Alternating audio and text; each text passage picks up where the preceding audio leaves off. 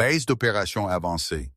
Atlas était assise dans le cœur de la province de Helmand comme une forteresse contre l'aube. Les montagnes de l'Hindu Kush peignaient silhouettes noires contre le ciel orange saignant. 14 août 2011. L'air déjà portait la promesse d'un autre jour à 100 degrés.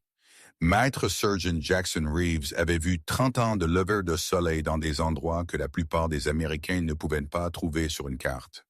À 55 ans, son visage était une feuille de route de ces années, des lignes creusées profondément autour d'yeux qui avaient été témoins de trop.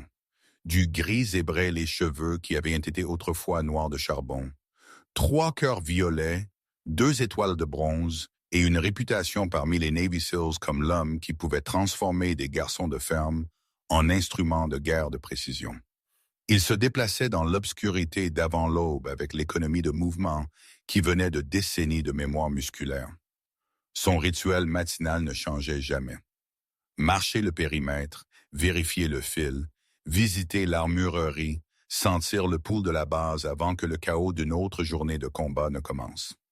Le bâtiment de l'armurerie était supposé être vide à 0,45 heures. Supposé l'être, mais Jackson l'entendit avant de le voir. Le clic métallique distinctif d'un fusil Barrett M82 de calibre 50 en train d'être démonté sur le terrain. Il avait entendu ce son 10 000 fois dans sa carrière. Il connaissait chaque composant, chaque ressort, chaque goupille. Il tourna le coin, s'attendant à voir l'un de ses tireurs d'élite SEAL en train de faire du temps d'entretien supplémentaire. Ce qu'il vit à la place le fit s'arrêter en plein mouvement. Une femme était assise sur le banc d'entretien. Correction, une fille, elle ne pouvait pas avoir mesuré plus de 5 pieds troués, peut-être 125 livres. Trempée. Des cheveux bruns foncés tirés en un chignon réglementaire si serré qu'il semblait douloureux. Un uniforme de camouflage désertique avec les manches roulées précisément à mi-avant-bras, révélant des muscles bronzés et striés. Mais ce furent ses mains qui capturèrent l'attention de Jackson. Elle se déplaçait sur le Barrett désassemblé avec la confiance d'une pianiste de concert jouant un morceau familier. Aucune hésitation, aucun mouvement gaspillé. Chaque composant se démontait dans une séquence si pratiquée qu'elle semblait chorégraphiée. Le boîtier supérieur, le groupe de porte-culasse, le piston à gaz, le mécanisme de détente posé sur une serviette tachée d'huile dans un arrangement géométrique parfait. Jackson avait entraîné des tireurs d'élite éclaireurs de Marine, des Rangers de l'armée, des opérateurs de la Delta Force. Bon sang, il avait personnellement certifié 43 tireurs d'élite SEAL au cours de sa carrière. Il reconnaissait la maîtrise quand il la voyait. Ce n'était pas de l'entretien d'armes de base de l'armée, c'était le schéma de mouvement de quelqu'un qui avait fait cela sous stress, sous le feu, dans l'obscurité, pendant que des gens mouraient autour d'eux. La femme sentit sa présence. Ses mains ne faiblirent pas sur les composants du fusil, mais sa tête tourna. Des yeux verts rencontrèrent les siens, clairs, calmes, le genre de regard stable qui venait d'heures passées derrière une lunette de fusil, contrôlant votre respiration pendant que le monde explosait autour de vous. Elle ne sembla pas surprise, ne se redressa pas au garde à vous, donna juste un seul hochement de tête économique d'acquiescement et retourna à son travail. Jackson s'approcha. L'étiquette nominative sur son uniforme lisait « Morrison, Surgeon Chef Rang ». Il fit défiler mentalement la liste de la base. Morrison Sarah, 27 ans, tireur désigné attaché au 3e bataillon, 5e Marine. Sur le papier, elle était supposée fournir un appui-feu à longue portée pour les patrouilles d'infanterie. Rien de spécial. Rien qui expliquerait ses mains. « Ça vous dérange si je regarde ?» Jackson garda sa voix neutre. Commandement sans arrogance. « Pays libre, maître sergent. » Accent texan, léger, presque caché sous une annonciation soignée. Jackson tira un tabouret. Le Barrett était étalé devant elle comme un examen médical. 30 livres d'ingénierie américaine capables de percer des blocs moteurs à 1,5 milles. Entre les bonnes mains, il pouvait changer l'issue d'une bataille. Entre les mauvaises mains, Ce n'était qu'un coûteux presse-papier. Elle commença à réassembler. Le groupe de porte-culasses glissa en place avec un murmure de métal sur métal. Tolérance parfaite, zéro friction.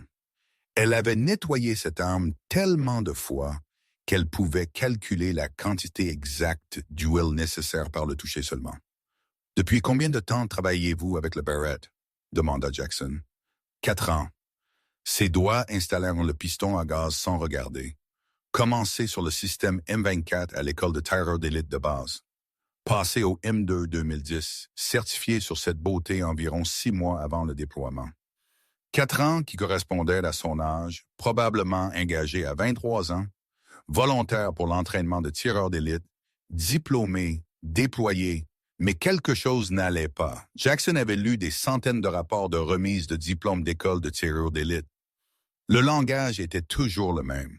Qualifié, compétent, fait preuve d'aptitude. Le genre de bêtises bureaucratiques qui ne vous disait rien sur la capacité du tireur à vraiment performer quand les balles commençaient à voler. Mais ça, c'était différent.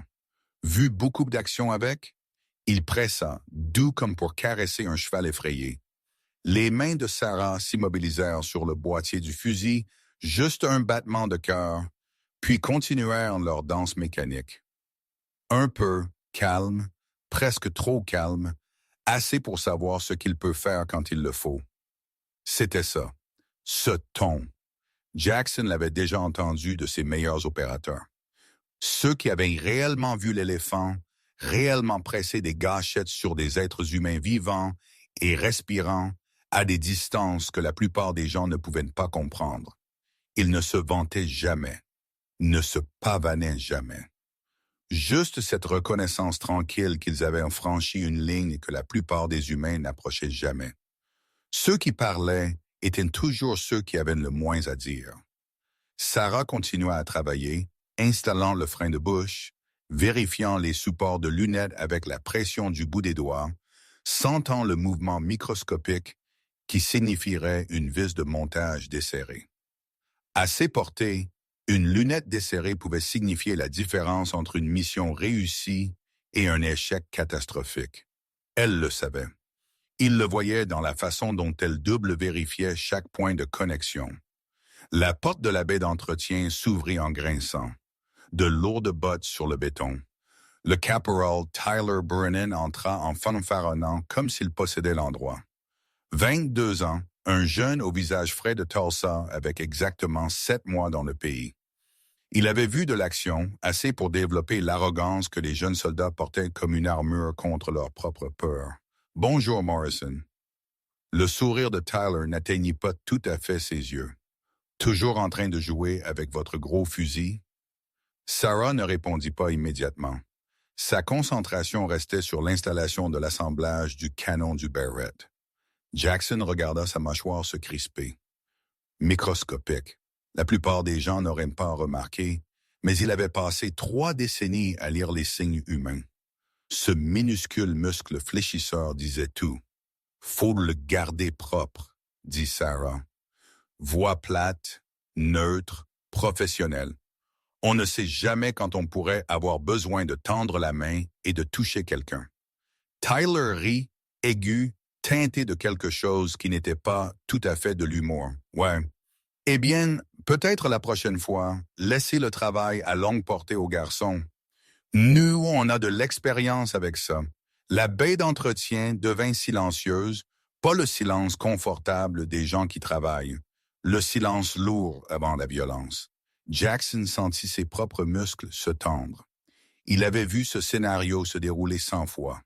Un renvoi désinvolte enveloppé dans un langage de copains. Le genre de choses qui détruit la cohésion de l'unité. Le genre de choses qui fait tuer des gens. Il était sur le point d'intervenir quand Sarah leva les yeux de son travail. Expérience. Elle répéta le mot lentement comme si elle le goûtait, testant son poids. C'est une perspective intéressante, caporal. Quelque chose dans son ton fit Tyler reculer d'un demi-pas. Son sourire vacilla. Terrain incertain maintenant. Sarah retourna à son fusil, Mais Jackson aperçut le léger sourire qui jouait au coin de sa bouche, l'expression de quelqu'un qui savait quelque chose que les autres ignoraient, l'expression de quelqu'un qui avait fait ses preuves 1000 fois et n'avait pas besoin de le faire à nouveau. Tyler déplaça son poids, mal à l'aise. « Ouais, bon, je dis juste. Je ne veux pas que vous vous mettiez dans une situation difficile. Notez. » Les mains de Sarah ne cessèrent jamais de bouger. Clic, clic, clic, le Barrett s'assemblant comme un puzzle qu'elle seule pouvait résoudre. Tyler regarda Jackson, cherchant du soutien, cherchant la solidarité masculine. Le visage de Jackson resta de pierre. Caporal Brennan, la voix de Jackson portait le poids de 3 décennies de commandement. Combien de victimes confirmées avez-vous? Tyler se redressa, la fierté dans sa voix. 7, maître sergent. 3 échanges de tirs dans le district de Saint-Jean, tous vérifiés par mon chef de section. De bonnes victimes. Le combat, c'est le combat. Jackson hocha la tête puis se tourna vers Sarah. Sergent-chef Morrison, combien de victimes confirmées? Les mains de Sarah s'immobilisèrent. Elle leva les yeux, rencontra ceux de Jackson. Quelque chose vacilla là. Réticence, douleur, le poids de la mémoire. Je ne discute pas de chiffres, maître sergent. Doux, ferme. Le sourire de Tyler revint. Voyez, probablement pas. Elle a plus de victimes confirmées que votre peloton entier combiné. Jackson le coupa, la voix comme une lame. Maintenant, sortez de ma baie de maintenance.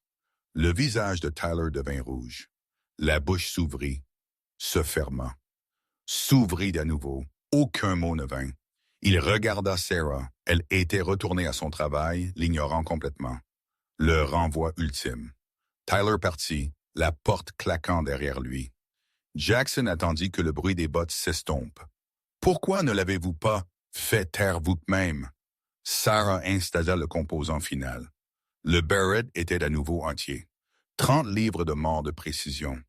Elle passa sa main le long du canon, vérifiant les imperfections par le toucher seul.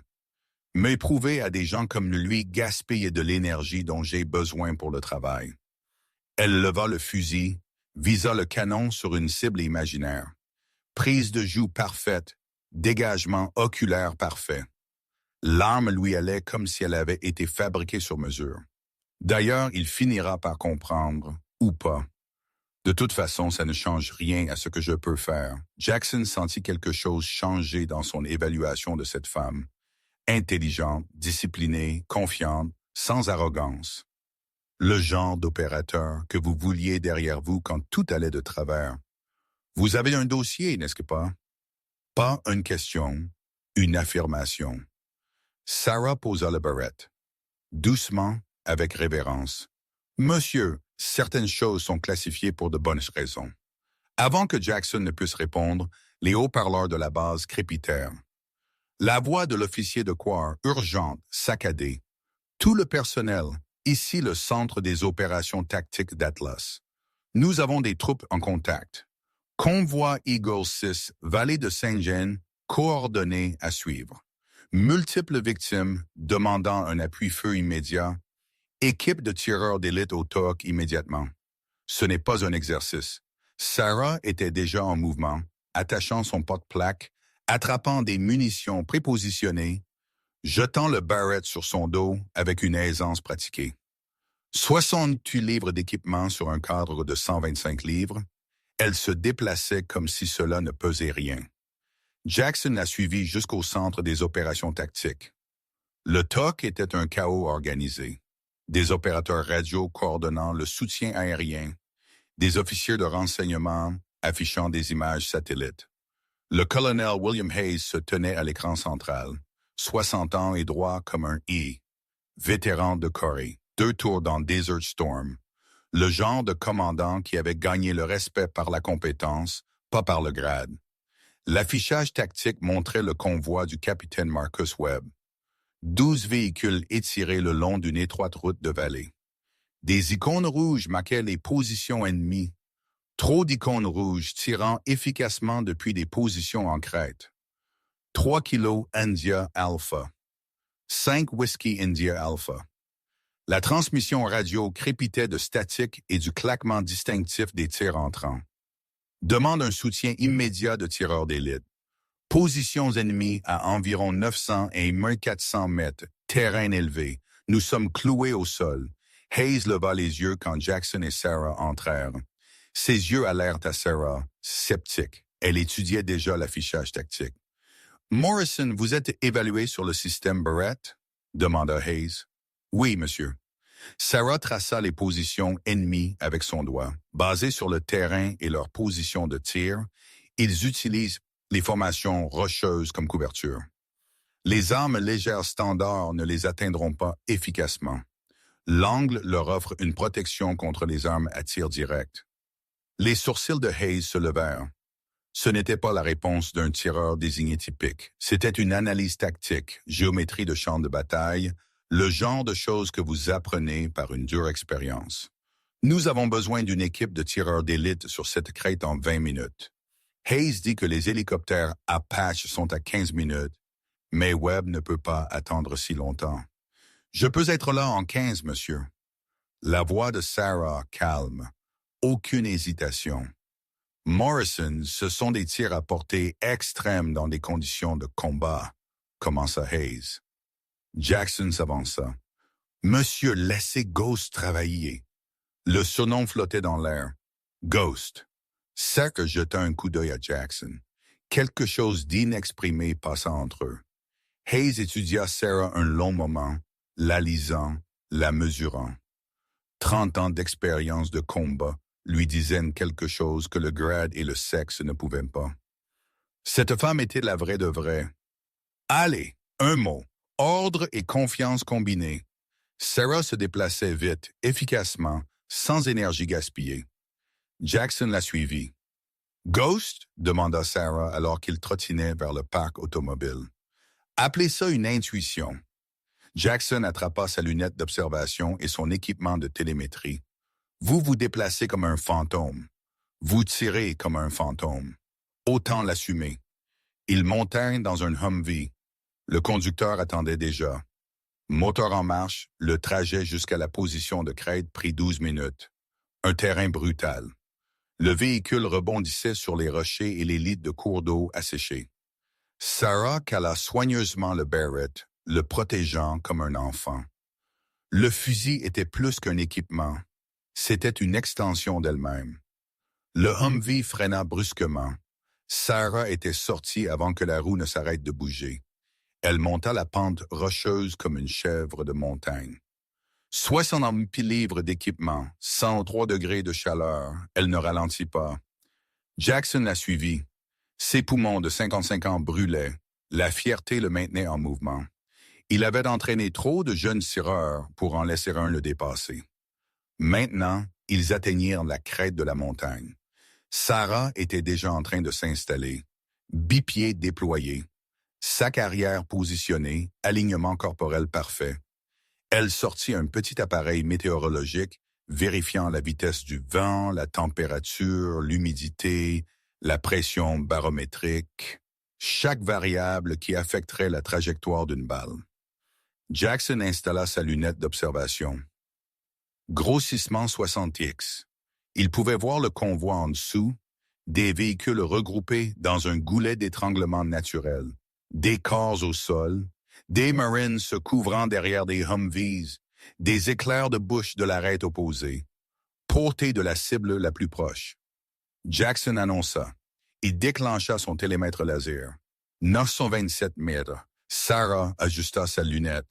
J'ai un visuel sur un tireur PKM partiellement dissimulé derrière une position de sac de sable.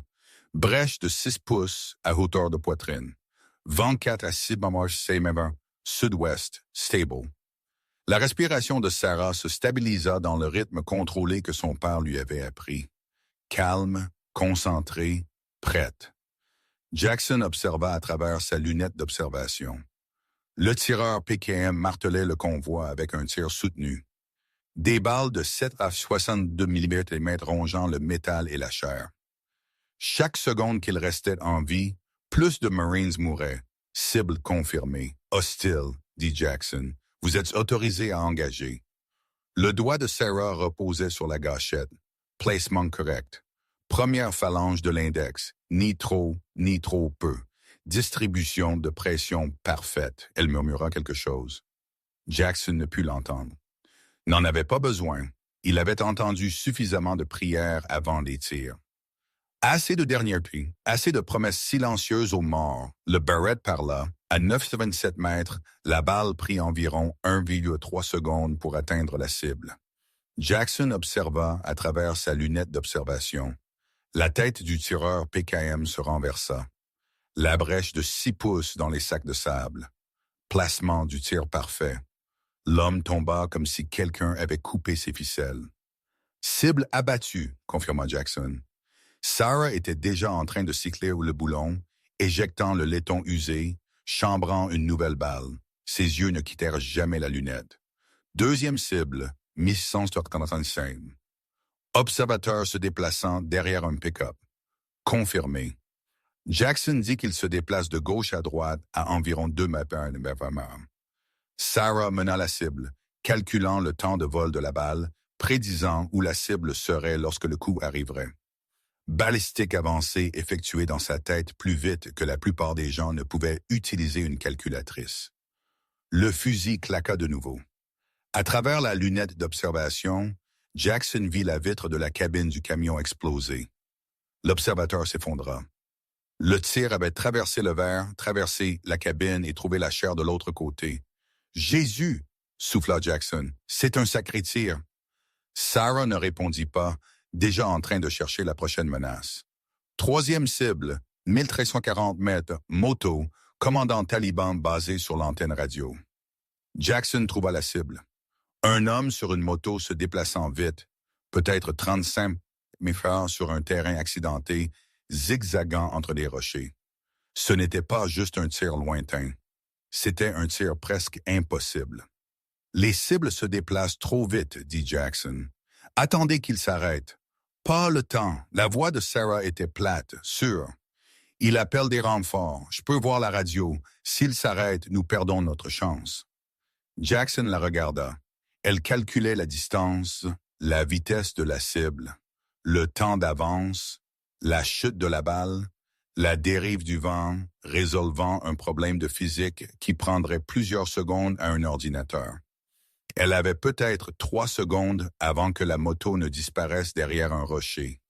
Sarah expira à moitié, retint son souffle, la pause respiratoire naturelle. Elle envoya le tir à longue portée.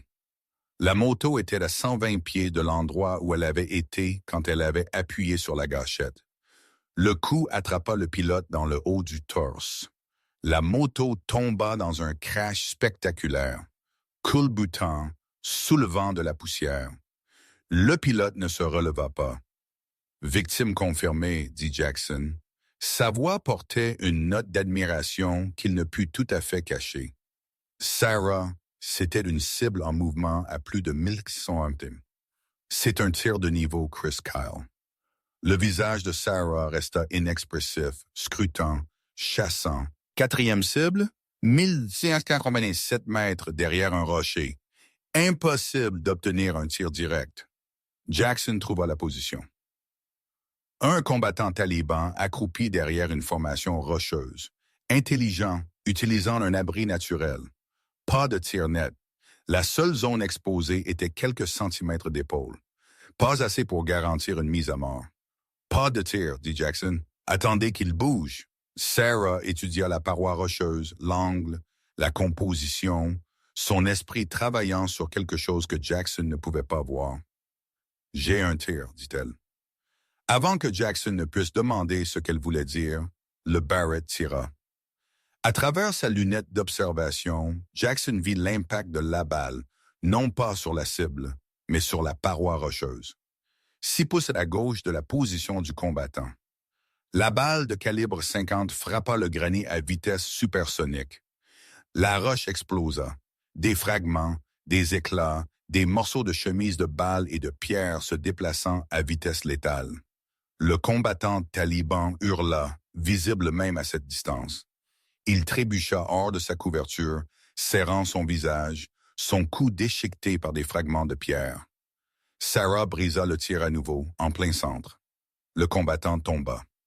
Jackson recula, stupéfait. Vous venez de calculer un tir de ricochet à 1200 mètres sous le stress du combat. L'angle était bon. Sarah éjecta le laiton. Le granit est assez dur pour fragmenter la balle, mais pas pour absorber toute l'énergie. Physique de base. Jackson avait entraîné des tireurs d'élite éclaireurs pendant 20 ans. Il n'avait jamais vu personne tenter un tir de ricochet au-delà de 300 mètres. Les variables étaient trop complexes, la marge d'erreur trop petite. Cette femme venait de le faire à 4 fois cette portée, et elle appelait ça de la physique de base. La radio crépita, la voix du Capitaine Webb, tendue mais vivante. Atlas Eagle 6, toutes les menaces neutralisées. Je ne sais pas quel genre d'ange gardien vous avez envoyé, mais elle vient de sauver 14 vies. Demande une évacuation médicale immédiate pour les blessés. La voix de Hayes parvint à la radio de Sarah. Statut de fantôme. Sarah activa le micro. 4 cibles engagées. 4 cibles éliminées. Zone sécurisée pour les opérations de Medvac. Travail exceptionnel. Retour à la base pour le débriefing. Le retour fut silencieux. Sarah nettoya le Barrett dans le Humvee en mouvement. Méthodique, pratiqué. Jackson regarda ses mains. Stable. Aucun tremblement. Aucune secousse. Elle venait de tuer 4 êtres humains à portée extrême et ses mains étaient solides comme un roc. Cela lui disait 2 choses. Premièrement, elle l'avait déjà fait plusieurs fois.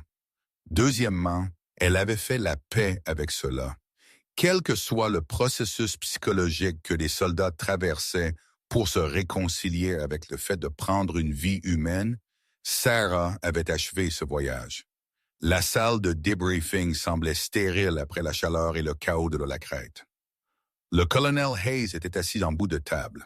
Des officiers de renseignement de chaque côté, Jackson et Sarah en face d'eux. Sergeant-chef Morrison, Hayes ouvrit d'un dossier personnel, le dossier de Sarah. Selon vos dossiers, vous êtes expert qualifié sur le système de tireurs d'élite M24, avez complété l'école de tireurs d'élite de l'armée à Fort Benning avec les honneurs, déployé en Afghanistan il y a 7 mois en tant que tireur désigné. Rien ici sur la qualification Barrett.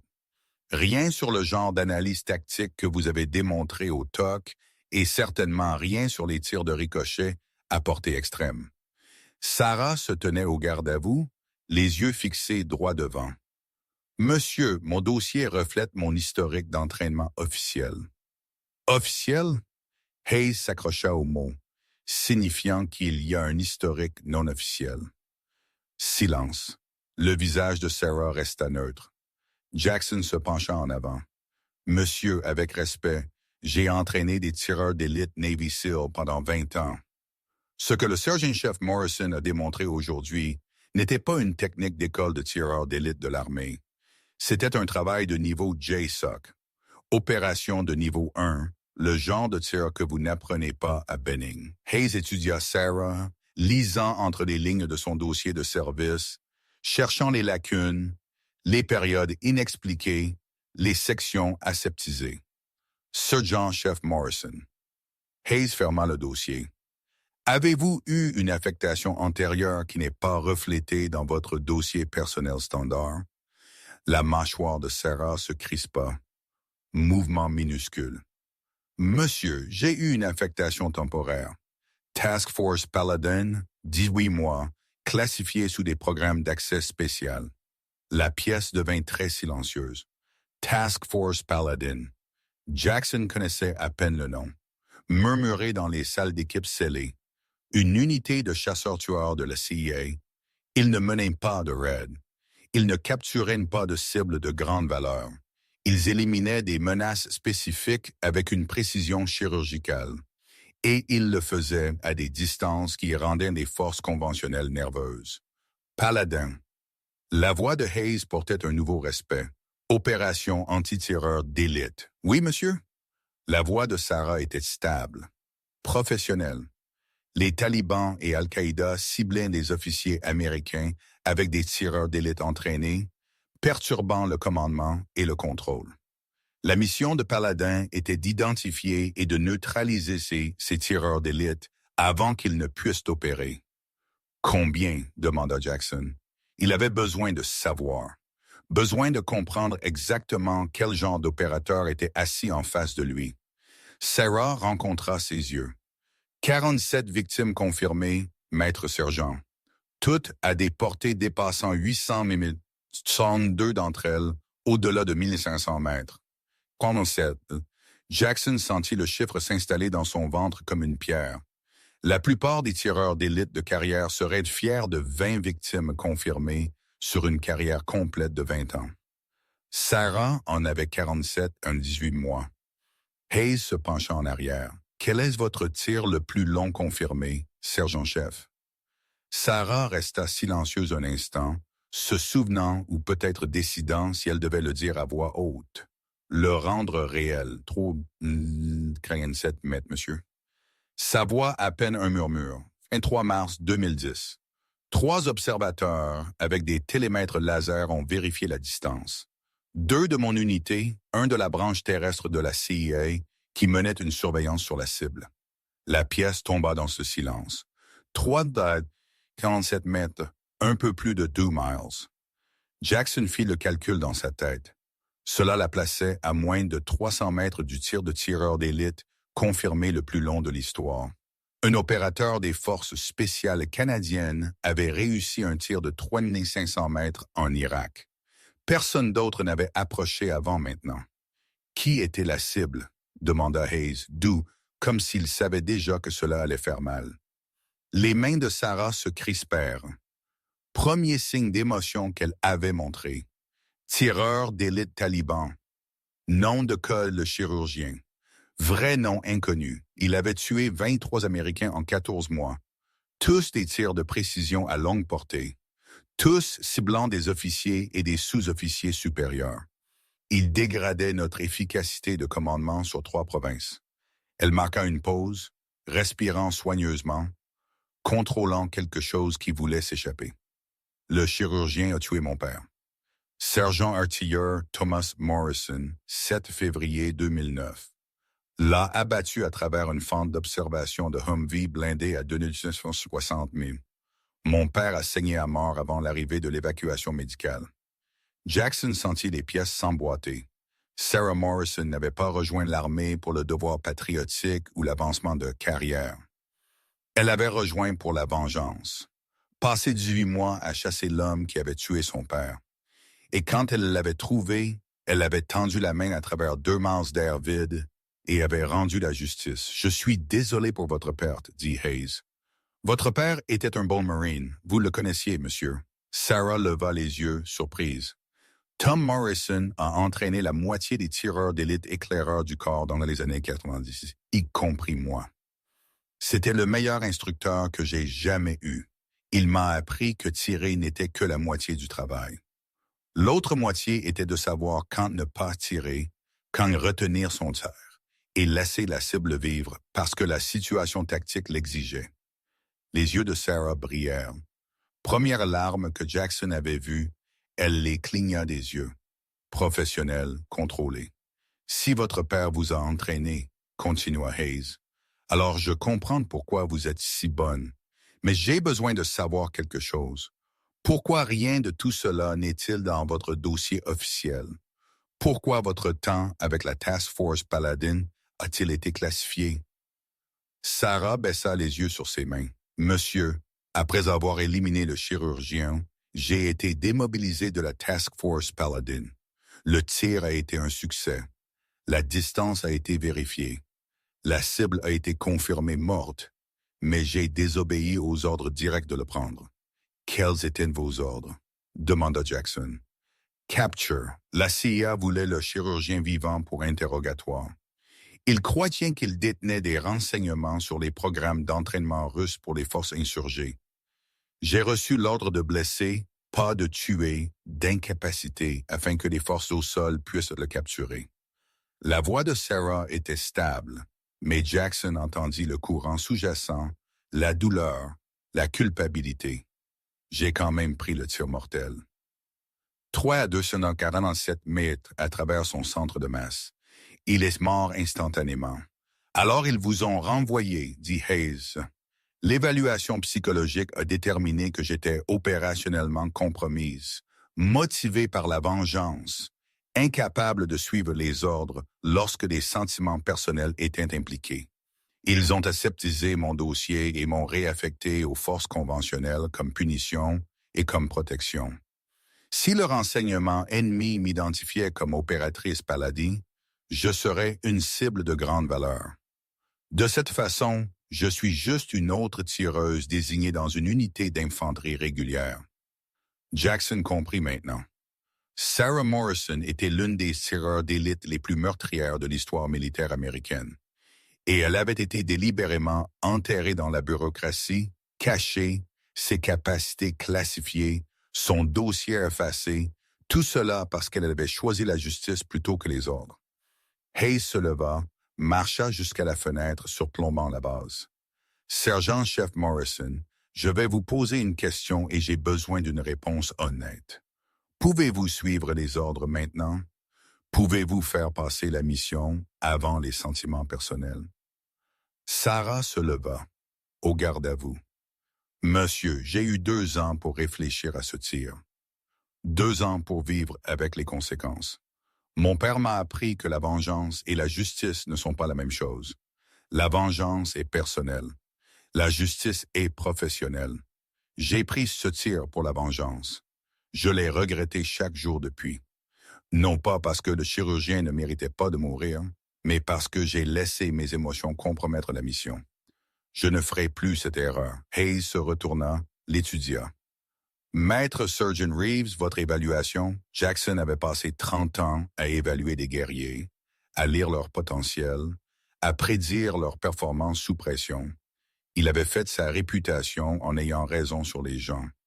Monsieur le sergent-chef Morrison est la tireuse d'élite la plus naturellement douée que j'ai rencontrée en 3 décennies de service. Ses compétences techniques sont incontestables. Sa conscience tactique est exceptionnelle et je crois qu'elle a appris la leçon la plus difficile qu'un opérateur puisse apprendre, que la mission est plus grande que les sentiments personnels. Je lui fais confiance derrière moi. » Hayes hocha la tête lentement. « Morrison, mon équipe SEAL mènera des opérations dans cette région pendant les prochaines semaines. Certaines de ces opérations nécessiteront un soutien de tireurs d'élite à des portées extrêmes. Seriez-vous intéressé à fournir ce soutien sur une base d'affectation temporaire? » Sarah parut surprise. « Monsieur, je ne suis pas sûr que ma chaîne de commandement approuverait des affectations inter-services. Je suis votre chaîne de commandement dans cette zone d'opération, dit Hayes, et je viens de l'approuver. Vous avez sauvé 14 Marines aujourd'hui. Si vous pouvez fournir ce niveau de soutien pour nos missions d'opération spéciales, ce serait un multiplicateur de force significatif. Qu'en dites-vous? » Le visage de Sarah montrait la guerre qui se déroulait à l'intérieur. Retourner à des opérations de haute intensité signifiait retourner dans le monde qu'elle avait quitté, le monde des tirs impossibles dans des missions classifiées, le monde qui l'avait brisé. Mais cela signifiait aussi utiliser ses compétences à leur plein potentiel. Signifiait honorer l'héritage de son père et en protégeant d'autres pères, d'autres fils, d'autres filles. « Monsieur, dit Sarah doucement, de quelle portée parlons-nous? » Jackson sourit. « Celle qui mettrait au défi même quelqu'un avec votre expérience, sergent-chef. Celle qui exige d'un tireur capable de faire paraître les tirs impossibles routiniers. » Sarah resta silencieuse un long moment, puis hocha la tête. « Je serais honoré de soutenir votre opération, monsieur. » Alors qu'il quittait la salle de débriefing, Jackson se mit au pas de Sarah. Le soleil se couchait maintenant, peignant le ciel afghan de nuances de violet et d'or, beau et terrible à la fois, comme tout en ce lieu. « Ghost, dit Jackson. Ce surnom, il convient pour une autre raison. Quelle est cette raison, maître sergent? Parce que vous êtes invisible. L'ennemi ne vous voit jamais, ne vous entend jamais, ressent juste l'impact quand vous atteignez à travers des distances impossibles. Vous êtes un fantôme dans leurs lunettes, un spectre dans leurs cauchemars. » Sarah sourit, petit, triste. « Mon père avait l'habitude de dire les meilleurs tireurs d'élite étaient ceux dont personne ne se souvenait, ceux qui faisaient le travail et disparaissaient. Pas de gloire, pas de reconnaissance, juste le travail. Tom avait raison. Mais il serait aussi fier de vous. Vous le savez, n'est-ce pas? Sarah regarda les montagnes, le terrain hostile sans fin qui avait englouti tant de vies américaines. J'espère que oui. J'espère vraiment que oui. Ils marchèrent en silence, deux guerriers liés par le respect et le poids du travail qu'ils accomplissaient. Le soleil plongea derrière les montagnes. L'obscurité tomba comme un rideau. Quelque part là-bas dans ces montagnes, d'autres menaces attendaient. D'autres tireurs d'élite, d'autres ennemis qui tuaient à distance et disparaissaient comme de la fumée.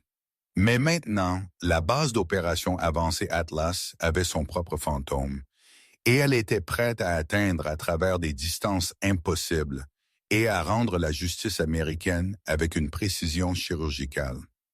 Le Barrett M82 attendait dans l'armurerie, propre, parfait, prêt. Sarah Morrison était prête aussi. La vraie guerre était sur le point de commencer. 48 heures après que Sarah Morrison ait sauvé 14 Marines avec 4 tirs impossibles, la salle de briefing du renseignement à la base d'opération avancée Atlas ressemblait à un tombeau. La climatisation luttait contre la chaleur d'août. Des cartes couvraient chaque mur.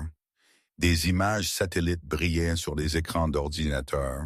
Et le colonel William Hayes se tenait en tête de la table de conférence avec l'expression d'un homme sur le point de demander l'impossible.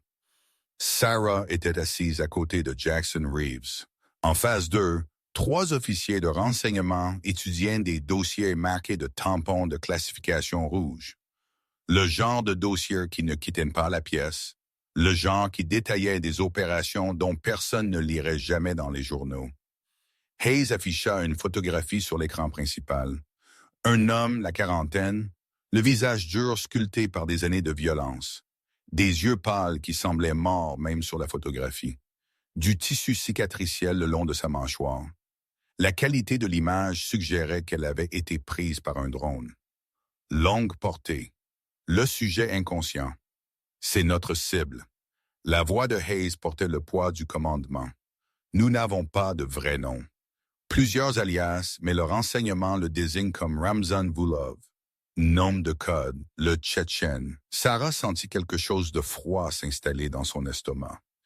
Elle avait entendu des chuchotements sur le Tchétchène, des histoires racontées à voix basse dans les écoles de tireurs d'élite.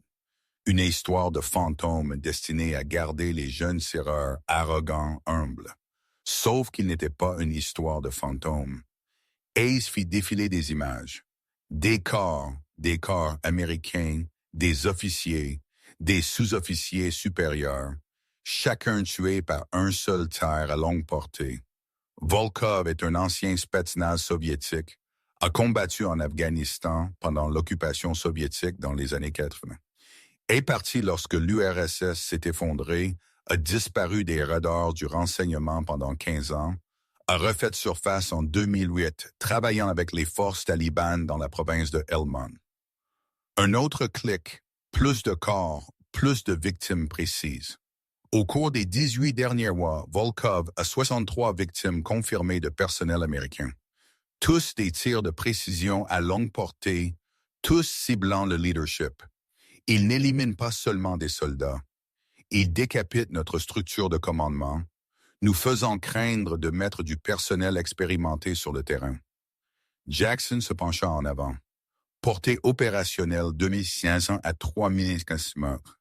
Il a effectué des tirs que la plupart des tireurs d'élite ne tenteraient pas, et son taux de réussite est d'environ 80%. Hayes laissa ce chiffre s'enfoncer. Il a également entraîné des tireurs d'élite talibans. Nous avons identifié 12 combattants qui ont reçu des instructions de sa part. Collectivement, ils ont tué plus de 140 forces de la coalition. Sarah étudia la photographie de la cible. Les yeux de Volkov, quelque chose de familier en eux, le vide, le calcul. Elle avait déjà vu ce regard chez le chirurgien, chez d'autres hommes qui avaient franchi la ligne de soldats à quelque chose d'autre. Quelque chose qui appréciait de tuer. Quelle est sa position actuelle? Demanda Sarah. Hayes fit un zoom sur l'image satellite. Un complexe dans le district de Kajaki. Terrain isolé et élevé, position défensive naturelle. Ce complexe, il l'utilise comme base d'opération, s'aventure pour des frappes, y retourne. Nous l'avons surveillé pendant 3 semaines. Modèle très cohérent. Chaque jour à midi, il fait une patrouille de sécurité autour du périmètre, vérifie le fil, inspecte les positions de garde. Discipline militaire de ses jours de Spetsnaz. Combien de temps est-il exposé? L'esprit tactique de Jackson travaillait déjà sur le problème.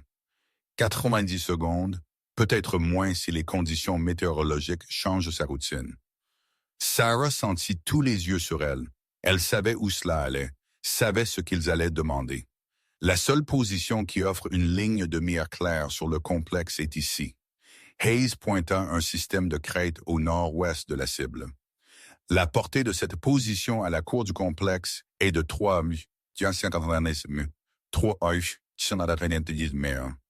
Sarah fit le calcul automatiquement. 2,4 miles.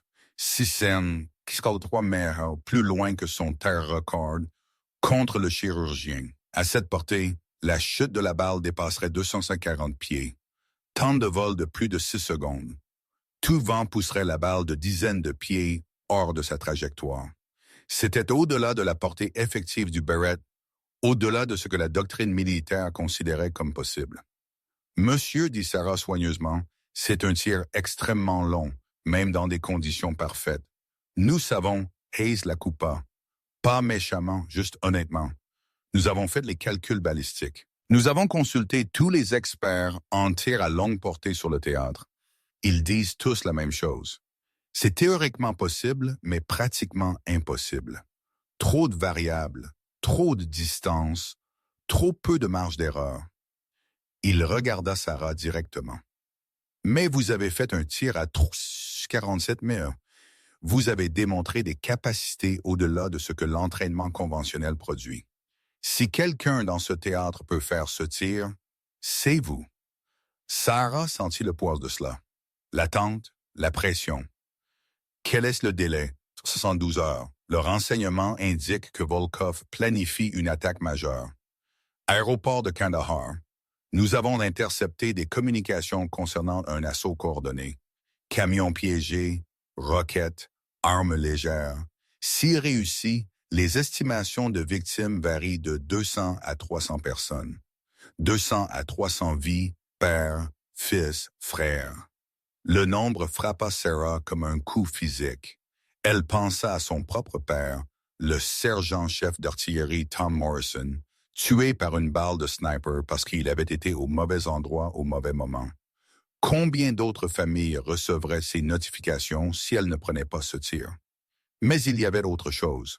Hayes ne l'avait pas encore mentionné, mais Sarah le sentait venir. « Monsieur, quelles sont les règles d'engagement? » Elle garda sa voix neutre. Professionnelle, Hayes échangea des regards avec les officiers de renseignement. « C'est compliqué. La CIA a un intérêt pour cette cible. Ils croient que Volkov détient des renseignements sur les opérations d'entraînement russes. Leur préférence serait la capture, pas la mise à mort. C'était ça. » Sarah sentit Jackson se raidir à côté d'elle. « Vous voulez que je le blesse? » La voix de Sarah était plate. À 3-8, dans des conditions de combat. « Vous voulez que je l'incapacite sans le tuer? C'est la préférence de la CIA, dit Hayes. Mais je vous donne une discrétion tactique. Votre mission principale est d'empêcher l'attaque de Kandahar. Si vous pouvez y parvenir en le blessant et en le capturant, excellent. Si la situation tactique exige une force létale, vous êtes autorisé. Je ne vais pas sacrifier des vies américaines pour une opportunité de renseignement. » Sarah apprécia l'honnêteté. Hayes lui donnait de la marge de manœuvre, faisant confiance à son jugement. Mais l'angle de la CIA l'inquiétait. Elle avait déjà été échaudée par les priorités de l'agence. « J'aurais besoin de temps pour me préparer, » dit Sarah. « Des tirs d'entraînement à portée étendue, collecte de données atmosphériques, analyse des schémas de vent. Vous avez 48 heures avant de l'insertion. Hayes se leva. Utilisez-les. Eh bien, il ne s'agit pas seulement d'un tir, sergent-chef. Il s'agit de prévenir un massacre et peut-être, si nous avons de la chance, d'éliminer le tireur d'élite ennemi le plus meurtrier sur le théâtre. Le briefing se termina. Sarah et Jackson traversèrent la base vers l'installation de terre à longue portée. Le soleil tapait fort, 108 degrés. Le genre de chaleur qui vous faisait comprendre pourquoi cet endroit avait brisé des empires pendant des milliers d'années. Vous n'avez pas à faire ça, dit Jackson doucement. Hayes avait raison. C'est un tir théoriquement impossible. Personne ne vous blâmerait de refuser. Sarah y pensa. Elle pouvait dire non, pouvait expliquer que la portée dépassait ses capacités, que les variables étaient trop complexes, que le risque d'échec était trop élevé. Tout le monde comprendrait, tout le monde l'accepterait, sauf elle. Mon père m'a appris quelque chose, dit Sarah. Il a dit, la différence entre les bons tireurs d'élite et les grands n'était pas l'habileté. C'était de savoir quels tirs impossibles on pouvait faire et lesquels on ne pouvait pas. Connaître ses limites, mais aussi savoir quand les dépasser. Et vous pensez que vous pouvez faire ce tir? Sarah resta silencieuse un long moment. Évaluation honnête. Pas d'ego, pas de bravade, juste un calcul froid basé sur la physique et la capacité. Je pense que je peux, mais j'ai besoin de m'entraîner. J'ai besoin de comprendre ce que cette balle fait à 3,90 mètres. J'ai besoin de le sentir. L'installation à longue portée se trouvait à l'extrémité de la base.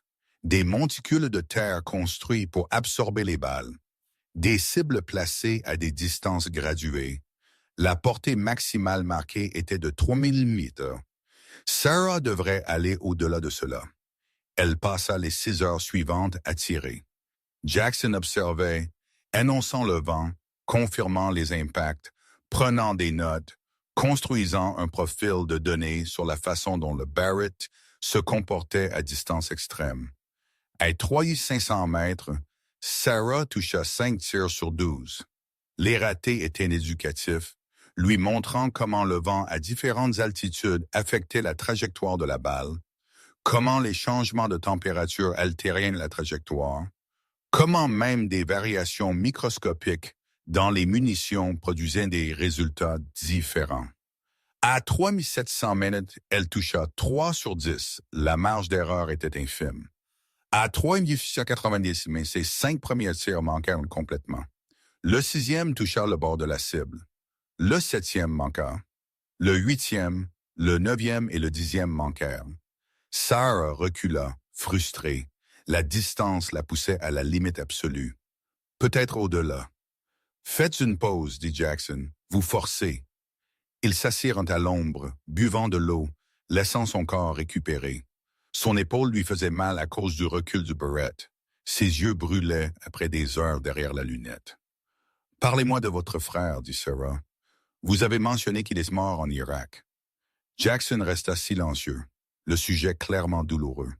Mais il avait ouvert cette porte lors de leur première conversation, et Sarah avait besoin de comprendre l'homme qui observerait son tir. L'homme dont elle ferait confiance à son jugement pour sa vie et les vies de centaines d'autres. Mark, 2 ans plus jeune que moi, voulait être un Marine comme son grand frère. La voix de Jackson portait le poids d'un vieux chagrin. Je l'ai entraîné avant son déploiement. Lui a enseigné tout ce que je savais. Nettoyage de pièces, tactiques de combat, maniement des armes. Je lui ai dit qu'il était prêt. Il ne l'était pas. Il l'était, mais prêt ne signifie pas invincible. AUD à Fallujah en 2004. Il menait son équipe de tir à travers un quartier résidentiel. Tactique de manuel, exécution parfaite. La bombe était plantée sous un chien mort dans la rue, au bout d'artillerie triple empilée. Quand elle a explosé, Jackson s'arrêta, respira.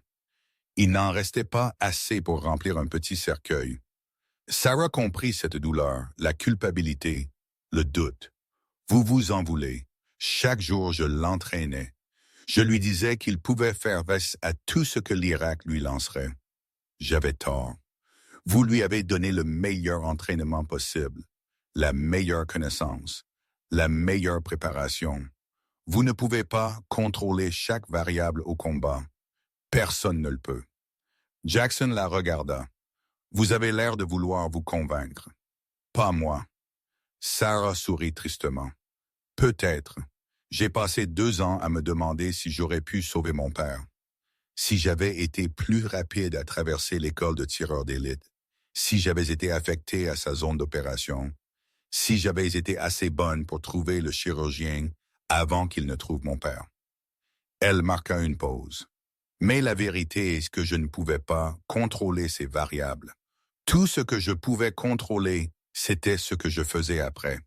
Comment j'honorais sa mémoire en chassant son tueur, en terminant ce qu'il avait commencé, en devenant le tireur d'élite qu'il m'avait entraîné à être. Sarah ramassa le barrette. Ce tir, Volkov, il ne s'agit pas de vengeance. Il s'agit d'empêcher d'autres filles de recevoir cette notification, d'autres familles de vivre avec ce vide qui ne se remplit jamais. Jackson hocha la tête. Alors remettons-nous au travail. Il reprit en le tir.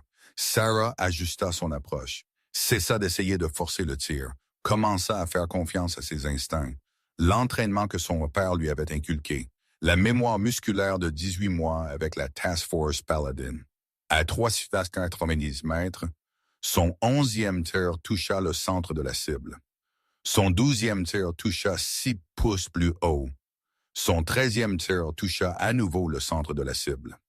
Jackson observa le motif se développer. Vous y arrivez.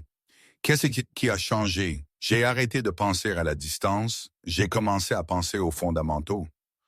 Respiration, contrôle de la gâchette, suivi. La distance n'a pas d'importance si les fondamentaux sont parfaits. Ils continuèrent jusqu'à la tombée de la nuit. Sarah avait tiré 43 coups à portée extrême. 13 avaient touché la cible. Un taux de réussite de 30% à une distance que la plupart des tireurs d'élite n'auraient jamais tenté. Ce n'était pas parfait, mais c'était possible.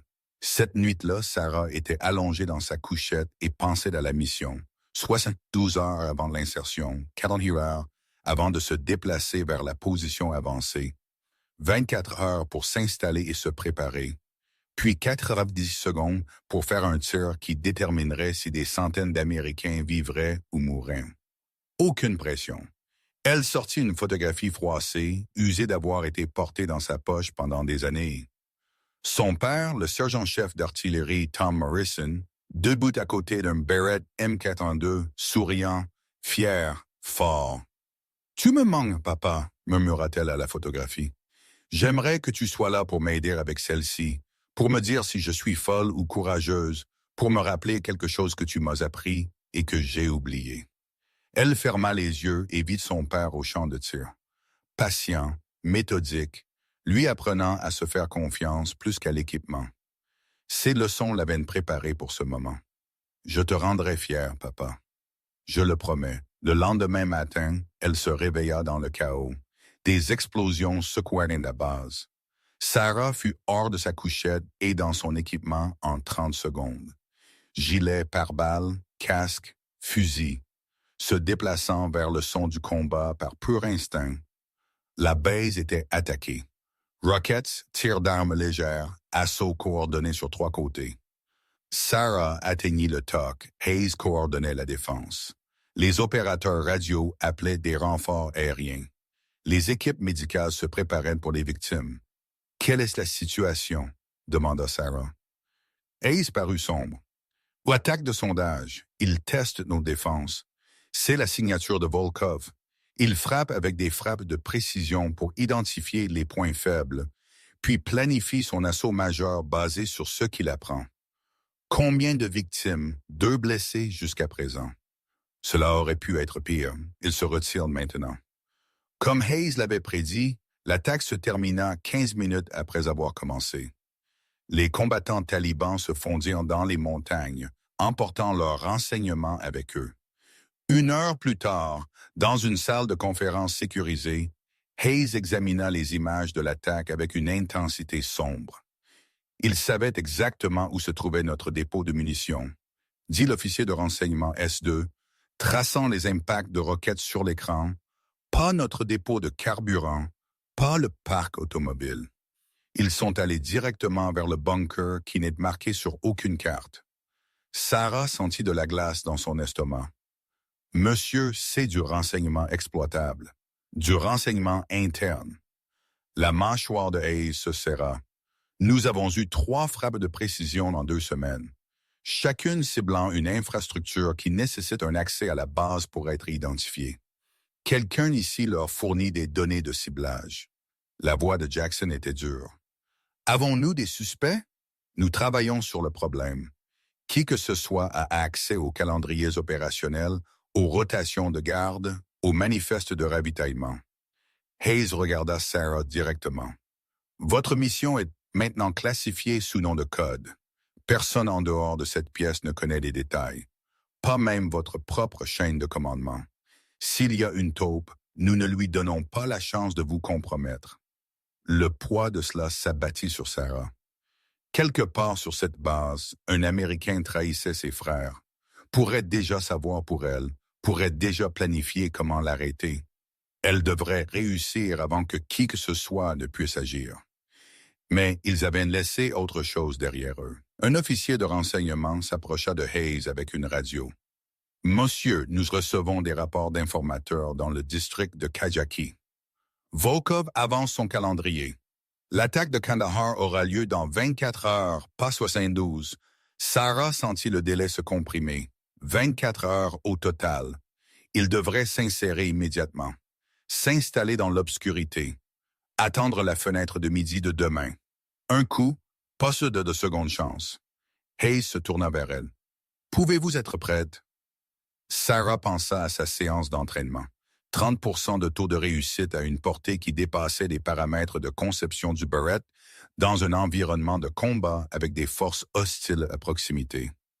Avec la vie de centaines de personnes dépendant d'une exécution parfaite, avec un possible traître sur la base qui pourrait compromettre sa position. « Oui, monsieur, dit-elle. Je peux être prête. » Jackson apparut à son coude. « Nous devons parler en privé. » Ils marchèrent jusqu'à un débarras vide.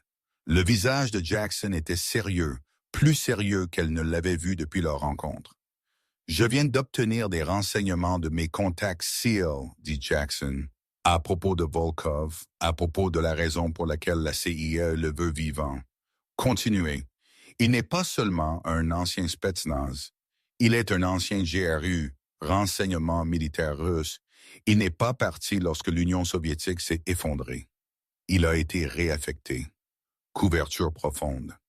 Les Russes l'ont renvoyé en Afghanistan pour entraîner des insurgés, pour saigner les forces américaines, pour tester de nouvelles tactiques et systèmes d'armes.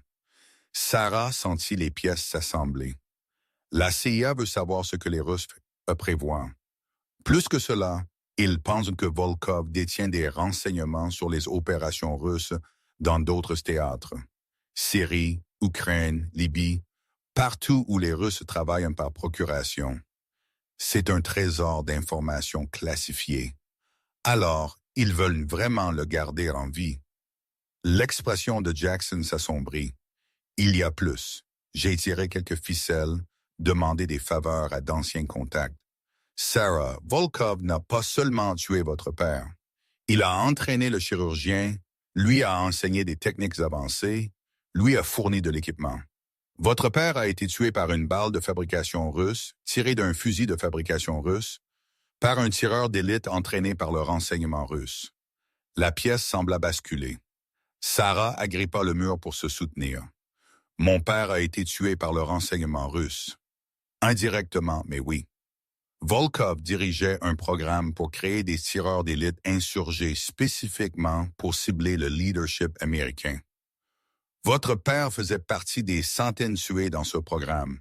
Le chirurgien n'était qu'un des étudiants de Volkov.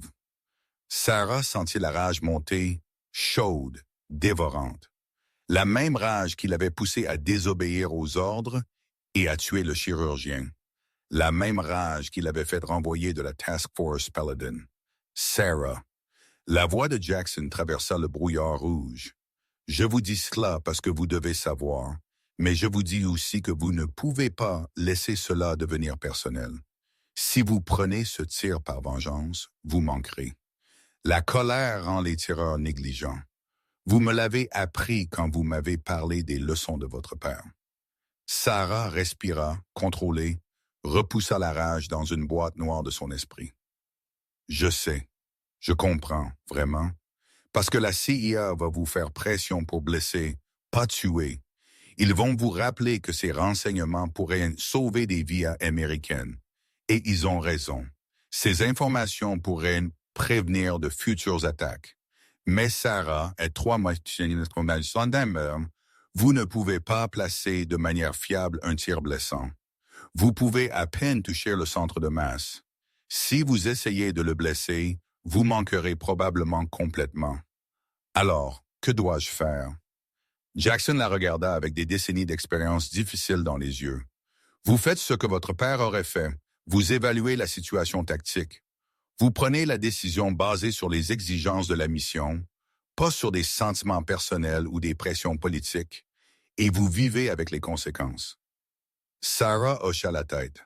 Quand partons-nous? Décollage dans 6 heures. Insertion par hélicoptère au point d'opération avancé, Eagle. De là, c'est une patrouille à pied de 8 heures jusqu'à la position de Crète. Nous serons en position à 04 heures demain. Puis nous attendrons la marche de sécurité de Volkov à midi. Qui d'autre vient? Seulement nous. C'est une opération à 2 personnes. Moi qui observe, vous qui tirez. Faible empreinte, moins de chances de détection. Sarah commença à partir, puis s'arrêta. Jackson, merci de m'avoir parlé de Volkov, de mon père. Vous n'aviez pas à le faire. Oui, je l'ai fait.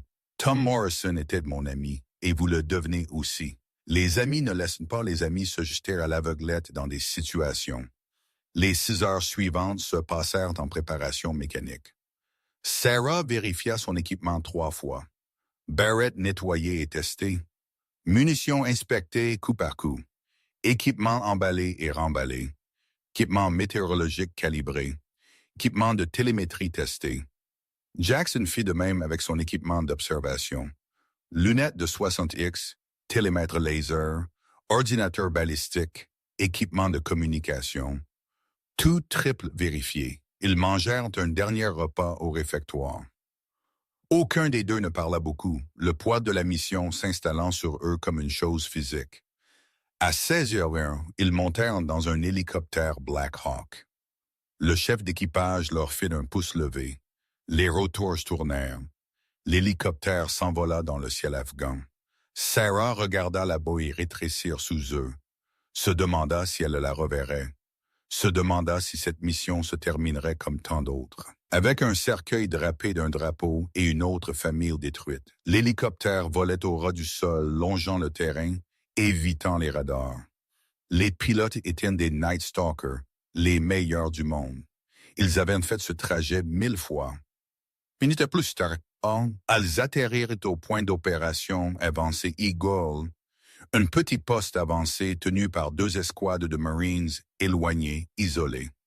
Le genre d'endroit où l'on envoyait les gens qui avaient fait quelque chose pour énerver leur commandement, ou le genre d'endroit où l'on se préparait quand on ne voulait pas que quiconque sache qu'on était là. Le lieutenant de marine en charge les rencontra, jeune, peut-être 25 ans, mais ses yeux étaient plus vieux. Le combat vieillit les gens vite. Maître sergent, sergent-chef, il leur serra la main. Nous avons votre itinéraire planifié. 8 heures jusqu'à la position de Crète. Nous aurons une QRF en attente au cas où vous auriez besoin d'une extraction d'urgence. Apprécié, dit Jackson. Nous ferons la radio quand nous serons en position. Ils partirent à 18 heures. Le coucher de soleil était encore à 2 heures. L'itinéraire de la patrouille les mena à travers certains des terrains les plus hostiles de la province de Helmand. Rocailleux, montagneux, un pays d'embuscade parfait.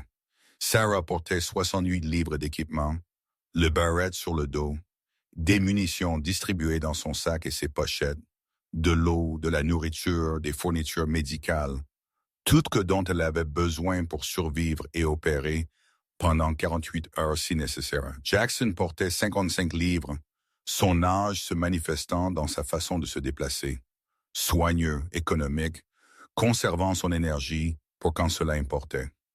Il se déplaçait en silence, espacement tactique, les yeux balayant les menaces. L'Afghanistan avait une façon de tuer les soldats imprudents, mines, embuscades, simple malchance. Vous respectiez le terrain où ils vous tuaient.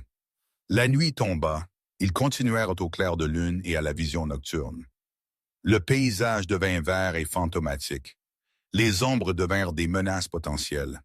Chaque rocher pouvait cacher un ennemi. Chaque son pouvait être une embuscade en développement. 4 heures plus tard, ils s'arrêtèrent pour boire de l'eau. Les jambes de Sarah brûlaient. Ses épaules lui faisaient mal. Le Barrett semblait peser 100 livres au lieu de 30. « Comment vous tenez-vous » demanda Jackson doucement. « Bien, Sarah Butt conserva. Ils avaient un long chemin à parcourir. Votre père serait fier de vous de faire cette patrouille, de vous préparer à ce tir. Il connaissait le coût de ce travail. Il serait fier que vous soyez prête à le payer. » Sarah regarda les étoiles, brillantes dans le ciel afghan non pollué. Les mêmes étoiles que son père avait vues. Les mêmes étoiles qui l'avaient vu mourir. « J'espère que oui, dit-elle.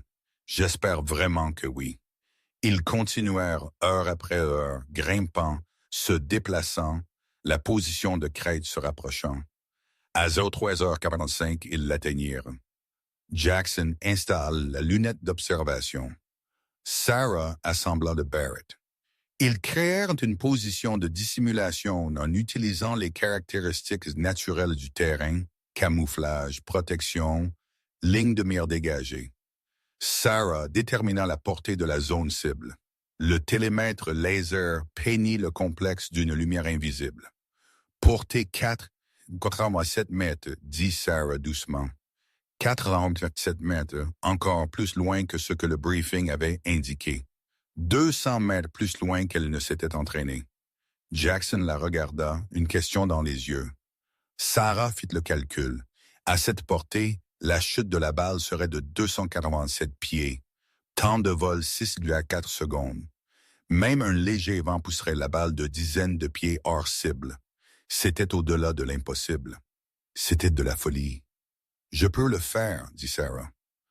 Pas de bravade, pas de confiance, juste une évaluation froide de la capacité. « Je sais que vous le pouvez, répondit Jackson. Mais le devriez-vous? Sarah y pensa.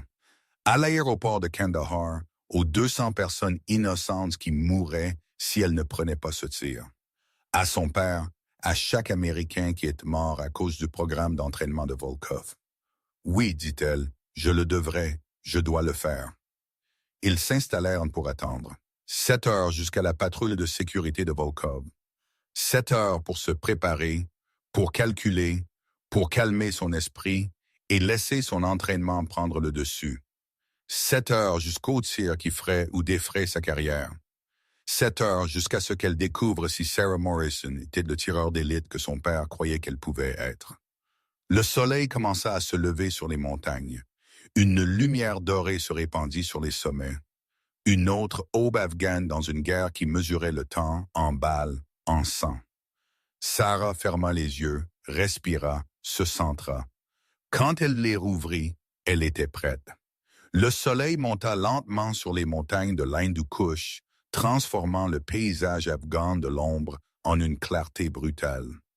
Sarah Morrison était allongée derrière son Barrett MK-42 depuis 6 heures.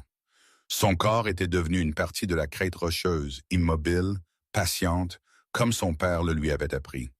À 87 mètres en aval, le complexe de Ramzan Volkov était assis comme une forteresse sculptée de la montagne elle-même. Murs de pierre, tours de garde, position de tir élevé. À travers la lunette de son fusil au grossissement maximum, Sarah pouvait voir des combattants talibans se déplaçant dans la cour, se préparant, s'entraînant, vivant leur vie, inconscients que la mort observait d'une distance impossible. Jackson Reeves était allongé à côté d'elle, l'œil collé à sa lunette d'observation, grossissement 70x. Il appelait les conditions atmosphériques toutes les 15 minutes depuis 3 heures, construisant un profil de données. comprenant comment l'air se déplaçait entre leur position et la cible. Vent stable à 12 mph, dit Jackson doucement. Nord-ouest, la température monte à 86 degrés maintenant. Pression barométrique stable à 29,2. Sarah fit des ajustements minutieux à sa lunette, calculant qu'à 4,87 milles, ce vent pousserait sa balle de 34 pieds vers la droite. Elle devrait viser un point dans l'espace vide. Faire confiance à la physique et aux mathématiques pour courber la balle vers la cible. La voix de son père résonnait dans sa mémoire. Le tir à longue portée ne concerne pas le fusil, Sarah Bear. Il s'agit de lire l'invisible, de comprendre ce que l'air fait entre vous et la cible. Le fusil envoie juste le message, l'air le livre. Contact dans 30 minutes. Jackson Z, les rapports de renseignement indiquent que le véhicule de Volkov vient d'entrer dans le complexe. Il fera sa patrouille de sécurité à midi. Le même schéma que toujours. Sarah ne répondit pas, conservant son énergie. Son esprit entrait déjà dans la zone.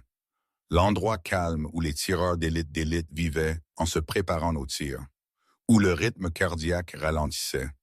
Où la respiration devenait méditation.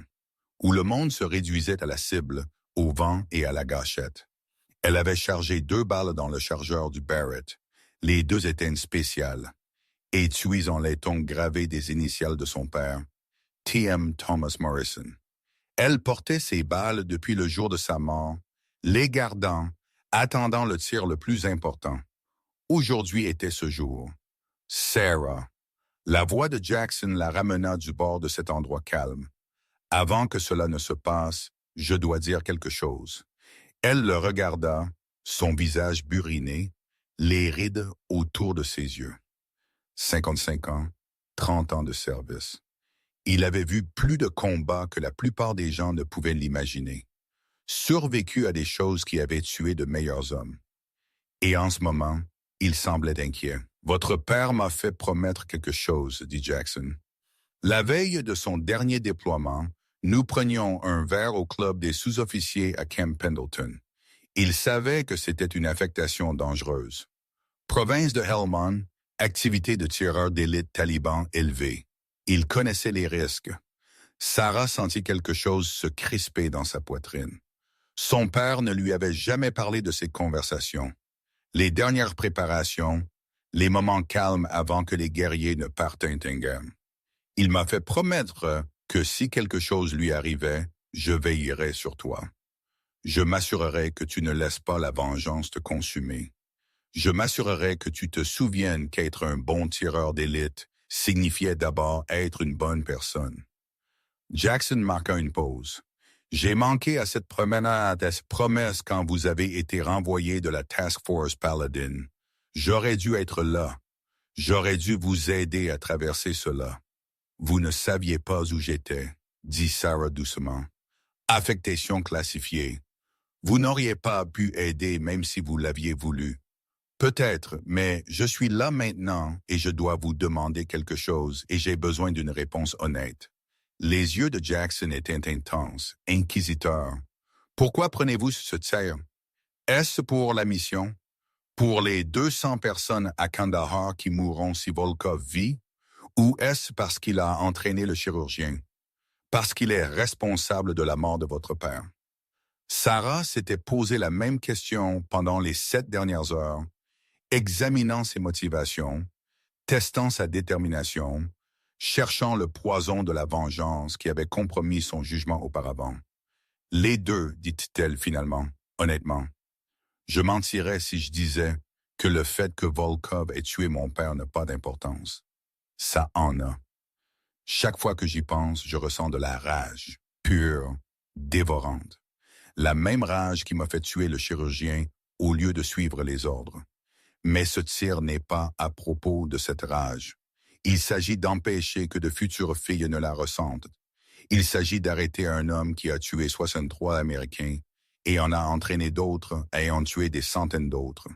Si mon père était là, il prendrait ce tir. Non pas pour la vengeance, pour la mission, pour les personnes que nous sommes censés protéger. Jackson étudia son visage, lisant la vérité, lisant l'intention.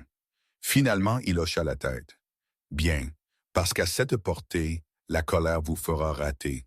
Vous devez être froide, calculée, zen. Je sais. Sarah reporta son œil sur la lunette. Mon père me l'a appris. Ils tombèrent dans le silence. Le soleil continuait son ascension. La température monta dans les 90. Des ondes de chaleur commencèrent à scintiller au loin sur les montagnes. Sarah les regarda à travers sa lunette. Des motifs de mirage. Il lui parlait de la densité de l'air, des courants thermiques, de l'architecture invisible de l'atmosphère que sa balle traverserait. À 11h45, mouvement dans le complexe. J'ai de l'activité, dit Jackson. Bâtiment principal, porte qui s'ouvre. Le rythme cardiaque de Sarah augmenta légèrement. Des années d'entraînement se mirent en marche. Respiration en 4 temps. Inspirez par le nez, retenez. Expirez par la bouche, retenez. Forçant son système nerveux autonome à se calmer. Une silhouette émergea du bâtiment. Grande, mince, se déplaçant avec l'économie d'un opérateur entraîné. Même à 4000 mains mises, Sarah pouvait voir la confiance, la certitude, l'allure du prédateur. Cible acquise, dit Sarah. Volkov confirmé par correspondance de profil. Jackson fit un zoom sur sa lunette d'observation au grossissement maximum. Confirmé. C'est notre homme. Volkov traversa la cour, s'arrêta au poste de garde, parla avec les combattants là-bas, inspecta leurs armes, vérifia leur ligne de visée. Professionnel, minutieux. La mémoire musculaire de l'entraînement militaire soviétique toujours évidente après toutes ces années. Sarah calcula le tir dans sa tête. Portée 4,7 mm. Élévation 427 pieds au-dessus de la cible. Vent 12 km/h du nord-ouest. Température 92 degrés. Humidité 38%. L'ordinateur balistique du Barrett fournissait les données, mais l'esprit de Sarah fournissait l'intuition, la sensation, la compréhension qui venait de milliers d'heures derrière une lunette. Pour toucher Volkov, elle devrait viser 23 pieds au-dessus de sa tête et 34 pieds à sa gauche, un point dans l'air vide, faisant confiance à ce que la gravité, le vent et la rotation de la Terre conspirent pour faire tomber la balle sur une cible de taille humaine à une distance que la plupart des gens ne pouvaient pas comprendre. Volkov continua sa patrouille, se dirigeant vers le mur nord du complexe.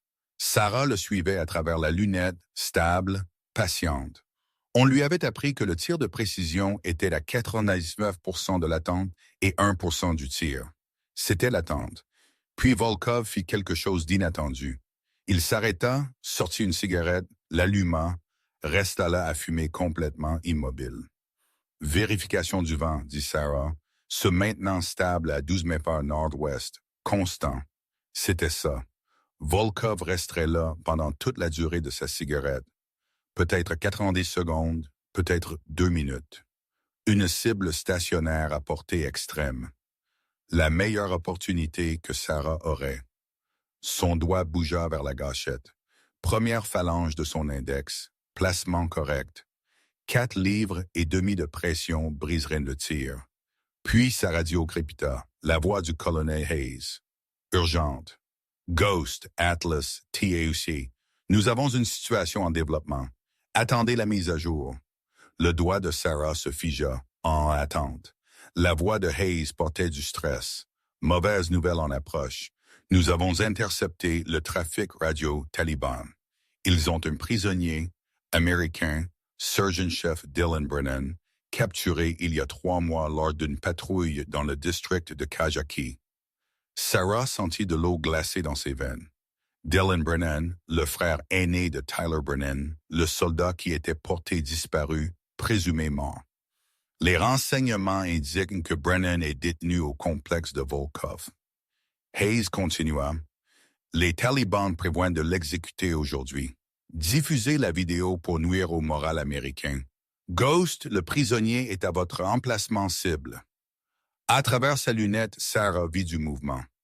Des combattants talibans traînant quelqu'un hors d'un bâtiment. Les mains liées, les yeux bandés. L'homme était démacié, contusionné.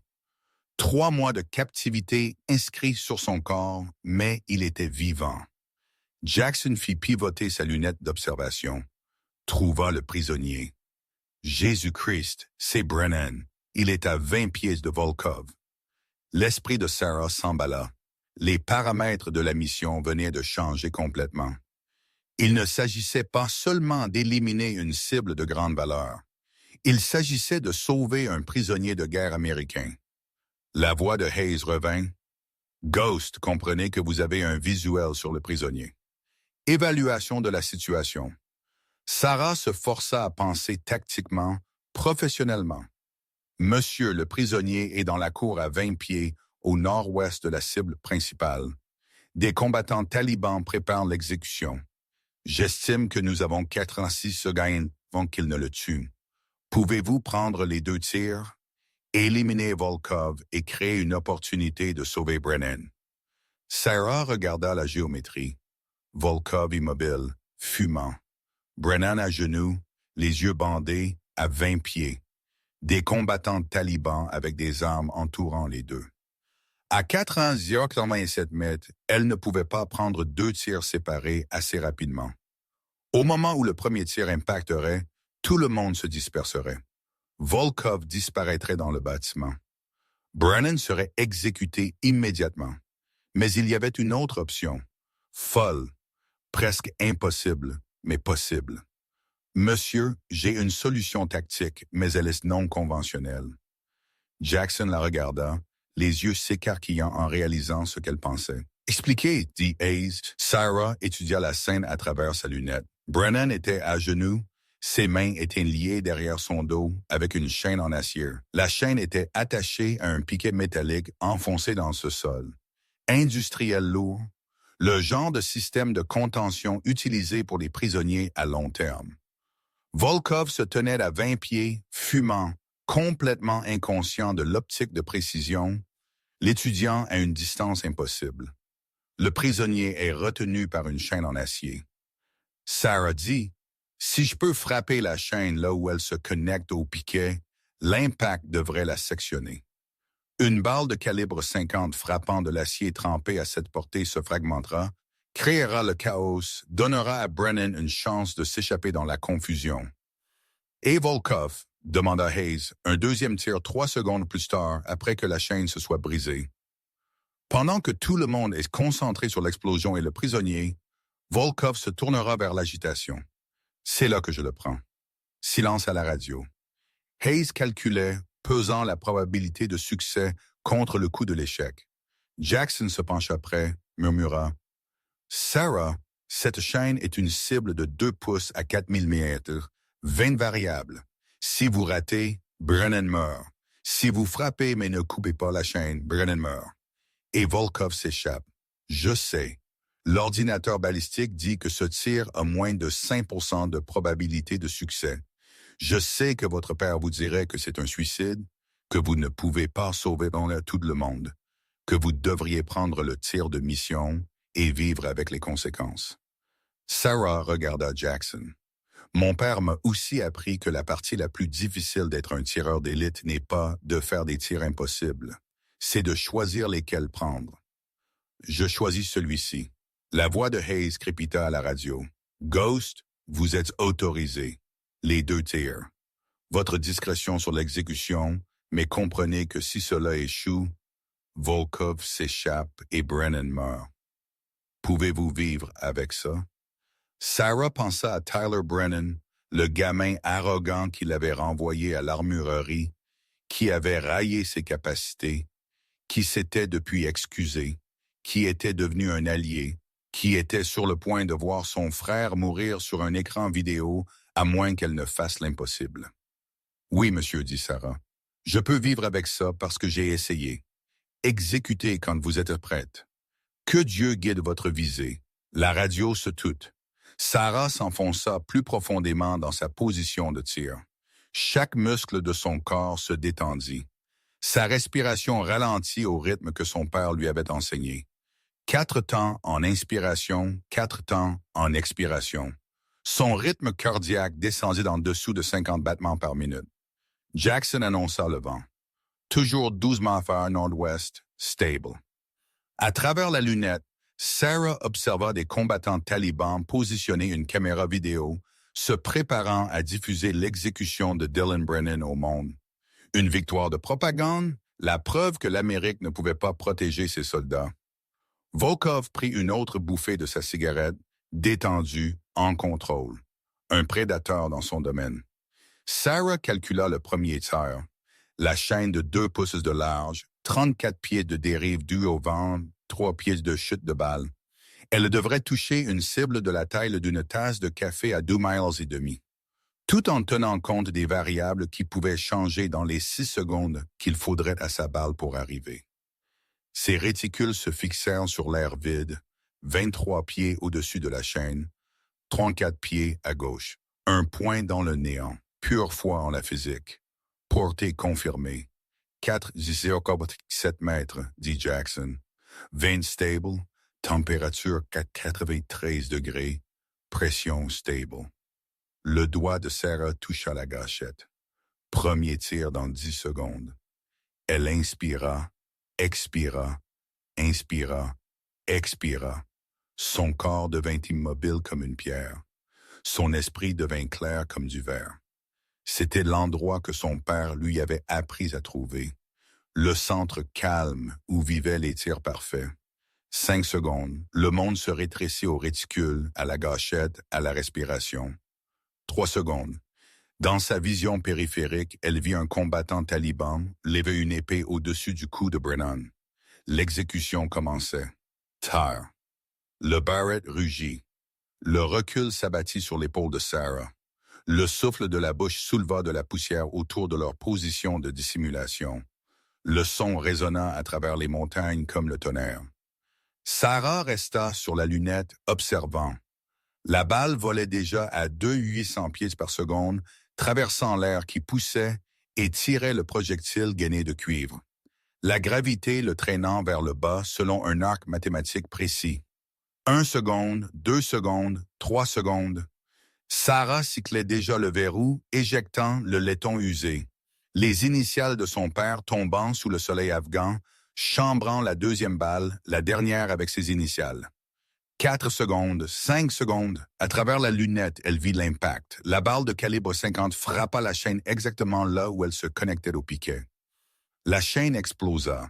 Des fragments d'acier trempés et de chemises de balles se dispersèrent à une vitesse létale.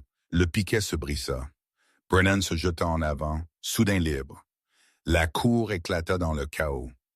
Des combattants talibans tournoyant, criant, la confusion se répandant dans leur formation. Volkov se tourna vers l'agitation, laissant tomber sa cigarette, cherchant le pistolet à sa ceinture. Les réticules de Sarah étaient déjà sur lui, traquant, menant, tenant compte de son mouvement. 6 secondes, elle tira le deuxième coup. La dernière balle avec les initiales de son père, quittant le canon à 2100 pieds par seconde, commençant son propre voyage impossible à travers 2,5 miles d'air hostile. 1 seconde. Dylan Brennan courait, les mains toujours liées, le bandeau glissant, courant vers le mur du complexe. 2 secondes, des combattants talibans ouvrant le feu, tirant sur Brennan, des balles soulevant la terre autour de ses pieds. 3 secondes. Volkov levant son pistolet, visant Brennan. Une dernière victime avant l'évasion. 4 secondes. Sarah retint son souffle, regarda, pria. 5 secondes, 6 secondes, la balle arriva. À travers la lunette, Sarah vit la poitrine de Ramzan Volkov exploser. La balle de calibre 50 impacta juste à gauche de son sternum. Centre de masse, le genre de tir qui ne laissait aucune chance de survie. Le corps de Volkov s'éleva du sol, vola en arrière de 6 pieds, atterrit dans une flaque de cramoisie s'étendant, mort avant de toucher le sol. Cible abattue, dit Jackson. Sa voix portait de l'admiration. Les 2 tirs, les 2 touches. Sarah, vous venez de faire 2 tirs réussis à 4000 mètres. C'est impossible. À travers la lunette, Sarah regarda Dylan Brennan atteindre le mur du complexe. Un combattant taliban l'attrapa. Brennan, les mains toujours liées, donna un coup de tête au combattant, se libéra, escalada le mur avec la force désespérée d'un homme qui avait survécu à 3 mois d'enfer et ne voulait pas y retourner. Atlas Ghost, transmit Sarah. Cible principale éliminée. Le prisonnier s'échappe du complexe. Mur Nord-Est. Demande de QRF immédiate pour récupération. La voix de Hayes revint instantanément. QRF en route maintenant. Hélicoptère, 2 minutes de distance. Ghost, je ne sais pas comment vous avez réussi ces tirs, mais vous venez de sauver la vie de cet homme et d'éliminer notre cible la plus prioritaire. Travail exceptionnel. Sarah ne répondit pas. Elle regardait à travers la lunette, regardant Dylan Brennan courir à découvert, des combattants talibans à sa poursuite, tirant, ratant dans leur panique et leur confusion. Puis le beau son des hélicoptères américains. 2 hélicoptères de combat Apache hurlant au-dessus de la ligne de crête. Leurs canons de 30 mm ouvrant le feu. Des combattants talibans s'évaporant en nuages de brume rouge et de terre brisée. Un Black Hawk descendit. Des cordes rapides se déployant. Des Marines glissant, sécurisant Brennan. Tir de couverture. Extraction professionnelle. 60 secondes plus tard, le Black Hawk décolla avec Brennan à bord. Les Apaches fournirent de la couverture. Des roquettes traçant des trajectoires dans le complexe, détruisant des bâtiments, éliminant des menaces. Justice rendue à vitesse supersonique. Sarah se recula du Barrett, ses mains tremblaient. Première fois depuis des années, l'adrénaline la rattrapant enfin. L'ampleur de ce qu'elle venait de faire s'installant dans ses os. Jackson posa une main sur son épaule. « Vous l'avez fait, les 2 tirs, 4,87 mètres. C'est le tir de combat confirmé le plus long de l'histoire militaire. Et vous l'avez fait 2 fois, en 6 secondes. » Sarah regarda le laiton usé à côté d'elle. 2 étuis, les initiales de son père captant le soleil afghan. TM. Elle les ramassa, les tint soigneusement. Ceux-ci iraient dans un endroit spécial quand elle rentrerait à la maison, juste à côté de sa photographie.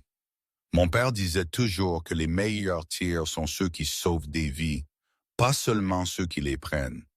Sarah dit doucement, « Aujourd'hui, j'en ai sauvé une et empêché des centaines d'être prises à Kandahar. » Ils emballèrent leur équipement, commençant la longue patrouille de retour vers le point d'opération avancé Eagle. Les Marines là-bas assureraient de la sécurité pour le retour à la Phobe Atlas.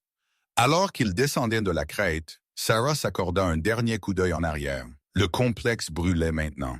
Les roquettes Apache avaient fait leur travail. Le centre d'entraînement de Volkov, son refuge, son héritage de mort, tout brûlait.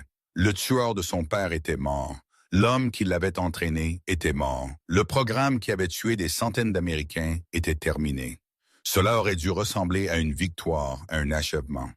Au lieu de cela, Sarah se sentait juste fatiguée. La patrouille de retour prit 9 heures. Il se déplaçait prudemment. Les forces talibanes dans la région seraient en colère, cherchant vengeance, cherchant le tireur d'élite qui avait atteint à travers une distance impossible et tué leur chef. Mais Sarah et Jackson étaient des fantômes. Ils se déplaçaient à travers le terrain sans trace, sans bruit. Au moment où les combattants talibans atteindraient la crête d'où ils avaient tiré, la seule preuve serait 2 douilles usagées, une carte de visite d'une guerrière invisible. Ils atteignirent le point d'opération avancé Eagle à 21 heures. Le lieutenant de marine les rencontra avec du café chaud et des nouvelles. Dylan Brennan est en chirurgie à Kandahar. Le lieutenant dit que les médecins disent qu'il s'en sortira, mal nourri, déshydraté, ou quelques os cassés qui ont mal guéri, mais il vivra. Son frère est dans un hélicoptère en ce moment pour aller le voir. Sarah sentit quelque chose de chaud dans sa poitrine. Tyler Brennan verrait son frère vivant. Pourrait lui dire qu'il avait été pardonné, aurait une autre chance. Tout le monde n'avait pas ça. Ils rentrèrent en un hélicoptère à la Phobe Atlas à minuit. Sarah s'attendait à aller directement au débriefing. Au lieu de cela, alors qu'elle descendait du Black Hawk, et tout le personnel de la base en formation, des centaines de soldats, Marines, marins, aviateurs se tenant au garde à vous. Le colonel Hayes se tenait devant. Alors que Sarah s'approchait, il appela « Attention aux ordres ». Toute la base se met au garde à vous. Hayes s'avança.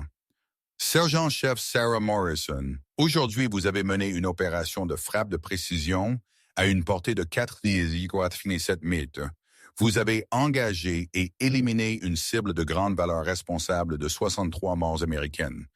Vous avez simultanément sauvé un prisonnier de guerre sous la menace active d'exécution.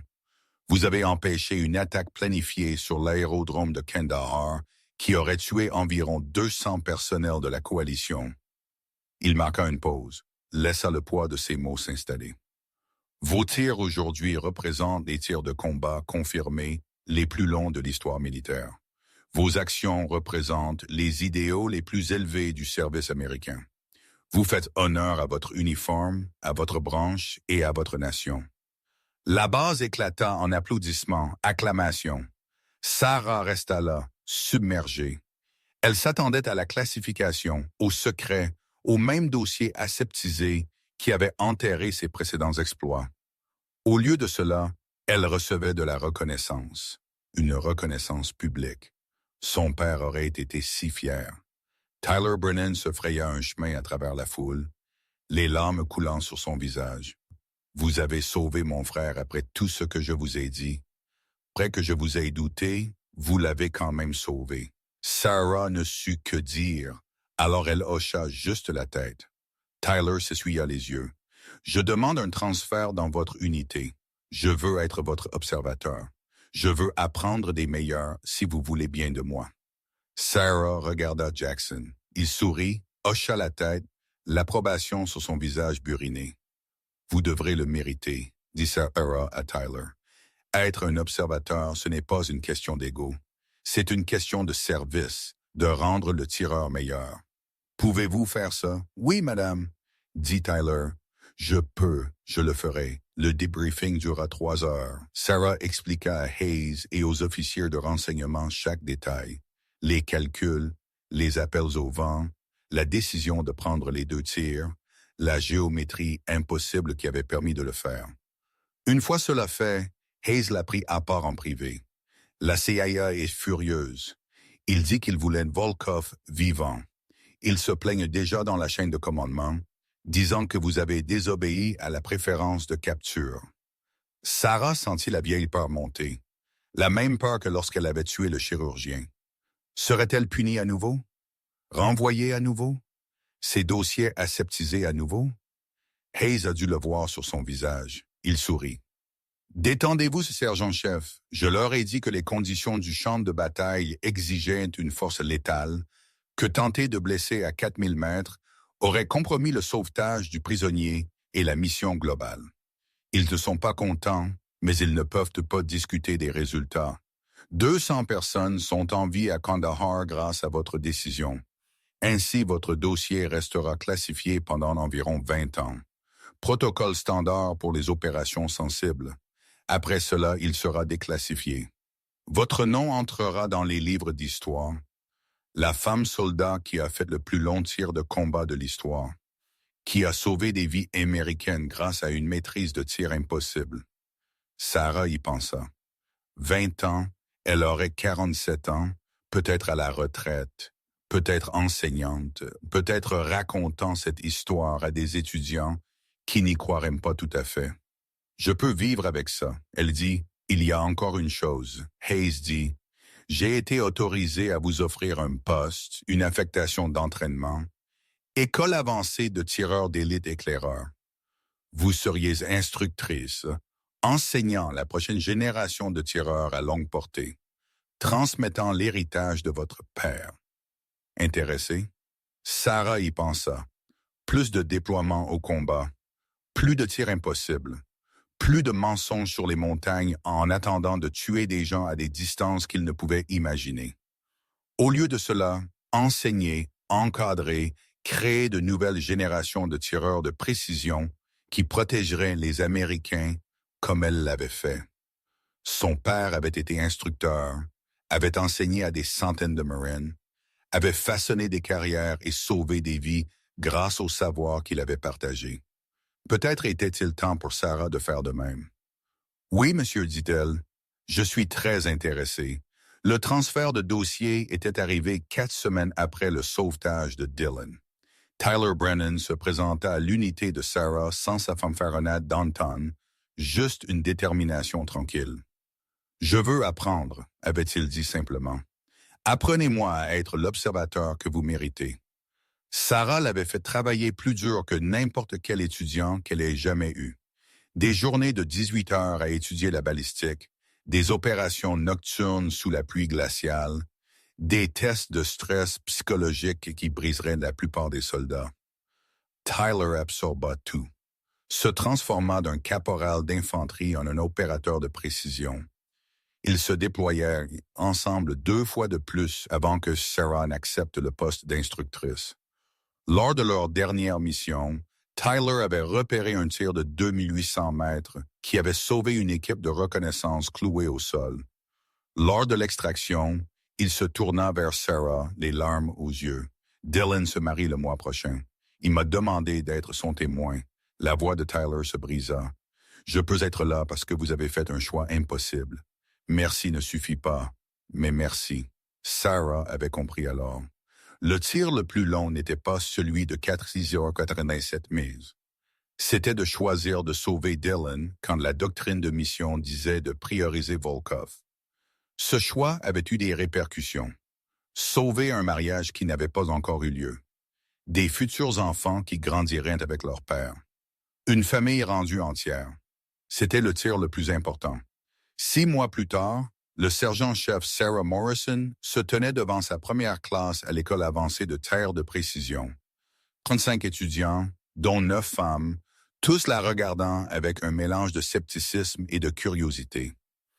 Elle était jeune pour une instructrice, seulement 28 ans. Mais sa réputation l'avait précédée. Des chuchotements sur des tirs impossibles, des opérations classifiées, des dossiers qui ne pouvaient pas être discutés. « Mon nom est sergent-chef Morrison, dit-elle. Certains d'entre vous ont entendu des histoires sur moi. Certaines de ces histoires sont vraies. La plupart sont exagérées, mais voici ce que vous devez savoir. Je suis ici pour vous apprendre à devenir des tireurs de précision, comment faire des tirs difficiles dans des conditions de combat, comment sauver des vies américaines grâce à la maîtrise du tir. » Elle marqua une pause, établit un contact visuel avec chaque étudiant. Mais plus important encore, je suis ici pour vous apprendre quelque chose que mon père m'a enseigné. Qu'être un bon tireur d'élite ne consiste pas dans les tirs que vous prenez. Il s'agit des tirs que vous choisissez de ne pas prendre. Il s'agit de jugement, de retenue, de comprendre que chaque pression sur la gâchette a des conséquences qui se répercutent bien au-delà de la cible. Une main se leva. Une des étudiantes, jeune, peut-être 22 ans, rappela à Sarah elle-même à cet âge. « Instructeur Morrison, est-il vrai que vous avez fait un tir de 4000 mètres? » Sarah sourit. « C'est classifié, mais je vais vous dire ceci. Si vous maîtrisez les fondamentaux que je vais vous enseigner, si vous pratiquez jusqu'à ce que le fusil devienne une extension de vous-même, si vous apprenez à lire le vent et l'atmosphère comme votre langue maternelle, alors il n'y a pas de terre impossible. Il n'y en a que des improbables. Et avec suffisamment d'habileté et suffisamment de foi, vous pouvez rendre l'improbable routinier. » Elle marcha jusqu'au râtelier d'armes, sortit un Barrett M82, le même modèle qu'elle avait utilisé en Afghanistan, la même arme qui avait atteint à travers des distances impossibles et rendu la justice américaine. Ce fusil deviendra votre plus proche compagnon. Vous apprendrez chaque composant, chaque fonction, chaque limitation. Vous pratiquerez jusqu'à pouvoir le démonter les yeux bandés, jusqu'à pouvoir calculer la balistique plus vite qu'un ordinateur, jusqu'à pouvoir faire un tir à 1000 mètres avec la même confiance que vous auriez à 100. Sarah posa le Barrett sur la table de démonstration, laissa les étudiants le voir, le toucher, sentir le poids de l'arme et la responsabilité qu'elle représentait. Mon père avait l'habitude de dire que les fusils ne tuent pas les gens, les balles ne tuent pas les gens, les mauvaises décisions tuent les gens. En tant que tireur d'élite, vous prendrez des décisions de vie ou de mort à des distances où l'ennemi ne peut pas vous voir, ne peut pas riposter, ne peut pas se défendre. Ce pouvoir s'accompagne de responsabilités. Utilisez-le sagement. Utilisez-le honorablement. Utilisez-le de la manière dont les Américains attendent de leurs guerriers qu'ils l'utilisent. Au cours des 3 années suivantes, Sarah a formé 216 étudiants, les a vus obtenir leur diplôme, les a vus déployer, a vu certains d'entre eux mourir au service de leur pays. Mais elle les a aussi vus sauver des vies, les a vus faire des tirs impossibles qui protégeaient les forces américaines, les a vus devenir les instruments de précision que son père lui avait appris à être. Tyler Brennan devint son meilleur observateur, travailla avec elle pendant 2 ans avant de déployer lui-même en tant que tireur d'élite. Il a crédité Sarah d'avoir sauvé non seulement la vie de son frère, mais aussi sa propre âme, lui enseignant que la rédemption passait par le service, non par l'ego. Jackson Reeves prit sa retraite à 58 ans, 3 décennies de service complète. Il recommanda Sarah comme sa remplaçante pour les opérations de formation avancée. La recommandation fut approuvée. À 30 ans, Sarah Morrison devint la plus jeune instructrice principale de l'histoire de l'école de tireurs d'élite éclaireurs. À 32 ans, elle fut promue sergent-chef de première classe. À 35 ans, elle se retira du service actif avec 63 victimes confirmées sur 4 déploiements, mais elle ne parla jamais des chiffres. Lorsque les journalistes tentèrent de l'interviewer sur le tir de 4000 mètres, elle refusa. « Ce tir n'était pas à propos de moi, disait-elle. Il s'agissait de la mission, des Américains que j'essayais de protéger. En faire une question personnelle déshonore leur sacrifice. » Au lieu de cela, Sarah fonda un programme d'entraînement civil au tir, enseignant aux vétérans, enseignant aux forces de l'ordre, enseignant aux citoyens responsables comment tirer avec précision et discipline. Elle travailla également avec TAPS, le programme d'assistance en cas de tragédie pour les survivants, aidant les familles de soldats tombés au combat, partageant son histoire de perte et de rédemption, leur montrant que le chagrin pouvait être transformé en but. Pour le 10e anniversaire de la mort de son père, Sarah visita le cimetière national d'Arlington. Elle déposa des fleurs sur la tombe du sergent d'artillerie Tom Morrison, resta là en silence, se souvenant. Une ombre tomba sur la pierre tombale. Sarah leva les yeux pour voir une femme âgée, aux cheveux blancs, aux yeux doux, portant une épingle de mer à l'étoile d'or, le symbole des femmes qui avaient perdu des enfants au service militaire. « Êtes-vous Sarah Morrison? » demanda la femme. « Oui, madame, mon fils était à l'aérodrome de Kandahar le 17 août 2011, le jour où l'on dit qu'une attaque a été évitée, le jour où quelqu'un a tué un chef terroriste à plus de 2 miles de distance. » Les yeux de la femme se remplirent de larmes. « Mon fils est en vie grâce à ce tir. Il est rentré à la maison, s'est marié, m'a donné des petits-enfants. Tout cela parce que quelqu'un que je ne rencontrerai jamais a fait quelque chose d'impossible pour le protéger. » Sarah sentit ses propres larmes monter. « Madame, je sais que c'était vous, dit la femme doucement. J'ai fait mes recherches, j'ai parlé à des gens, j'ai rassemblé des pièces. Je sais que votre dossier est classifié. Je sais que vous ne pouvez pas le confirmer, mais j'avais besoin de vous remercier, de vous dire que la vie de mon fils comptait, que votre tir comptait, que vous avez donné à notre famille un avenir que nous n'aurions pas eu autrement. » Elle serra Sarah fort, l'étreinte d'une mère reconnaissante au-delà des mots. Quand elle partit, Sarah s'agenouilla près de la tombe de son père, posa sa main sur le marbre froid. « J'ai tenu ma promesse, papa, » murmura-t-elle. « Je suis devenue la tireuse d'élite que tu m'as entraînée à être. Pas pour la vengeance, pas pour la gloire, mais pour protéger les gens qui ne pouvaient pas se protéger eux-mêmes. J'espère t'avoir rendu fier. » Le vent bruissa dans les arbres, portant l'odeur de l'herbe d'été et de la pluie lointaine. Sarah imagina que c'était la voix de son père, lui disant ce qu'elle savait déjà dans son cœur. Il était fier, il avait toujours été fier. Non pas à cause des tirs qu'elle avait faits, mais à cause de la personne qu'elle était devenue. Une guerrière qui comprenait que la partie la plus difficile d'être un tireur d'élite n'était pas de faire des tirs impossibles. C'était de choisir lesquels prendre et de vivre avec les conséquences des tirs pris et des tirs retenus. Sarah Morrison se leva, redressa ses épaules, s'éloigna de la tombe vers le parking, vers sa voiture, vers le reste de sa vie. Derrière elle, l'inscription sur la pierre tombale de son père captait le soleil de l'après-midi. Sergent-chef d'artillerie Thomas Morrison. Il a appris aux autres à viser plus haut. Et sa fille avait prouvé que la meilleure façon d'honorer l'héritage d'un enseignant n'était pas par la vengeance ou les dossiers. C'était en transmettant les leçons, en enseignant aux autres, en transformant la douleur en but, en devenant la personne que son père avait toujours cru qu'elle pouvait être. Un fantôme qui protégeait les vivants. Une guerrière qui a choisi la justice plutôt que la vengeance. Une tireuse d'élite qui comprenait que le tir le plus long ne se mesurait pas en mètres. Il se mesurait en vie sauvée, en futur protégé, en héritage honoré. Et à cette mesure, le tir de Sarah Morrison résonnerait à travers les générations. Invisible, impossible,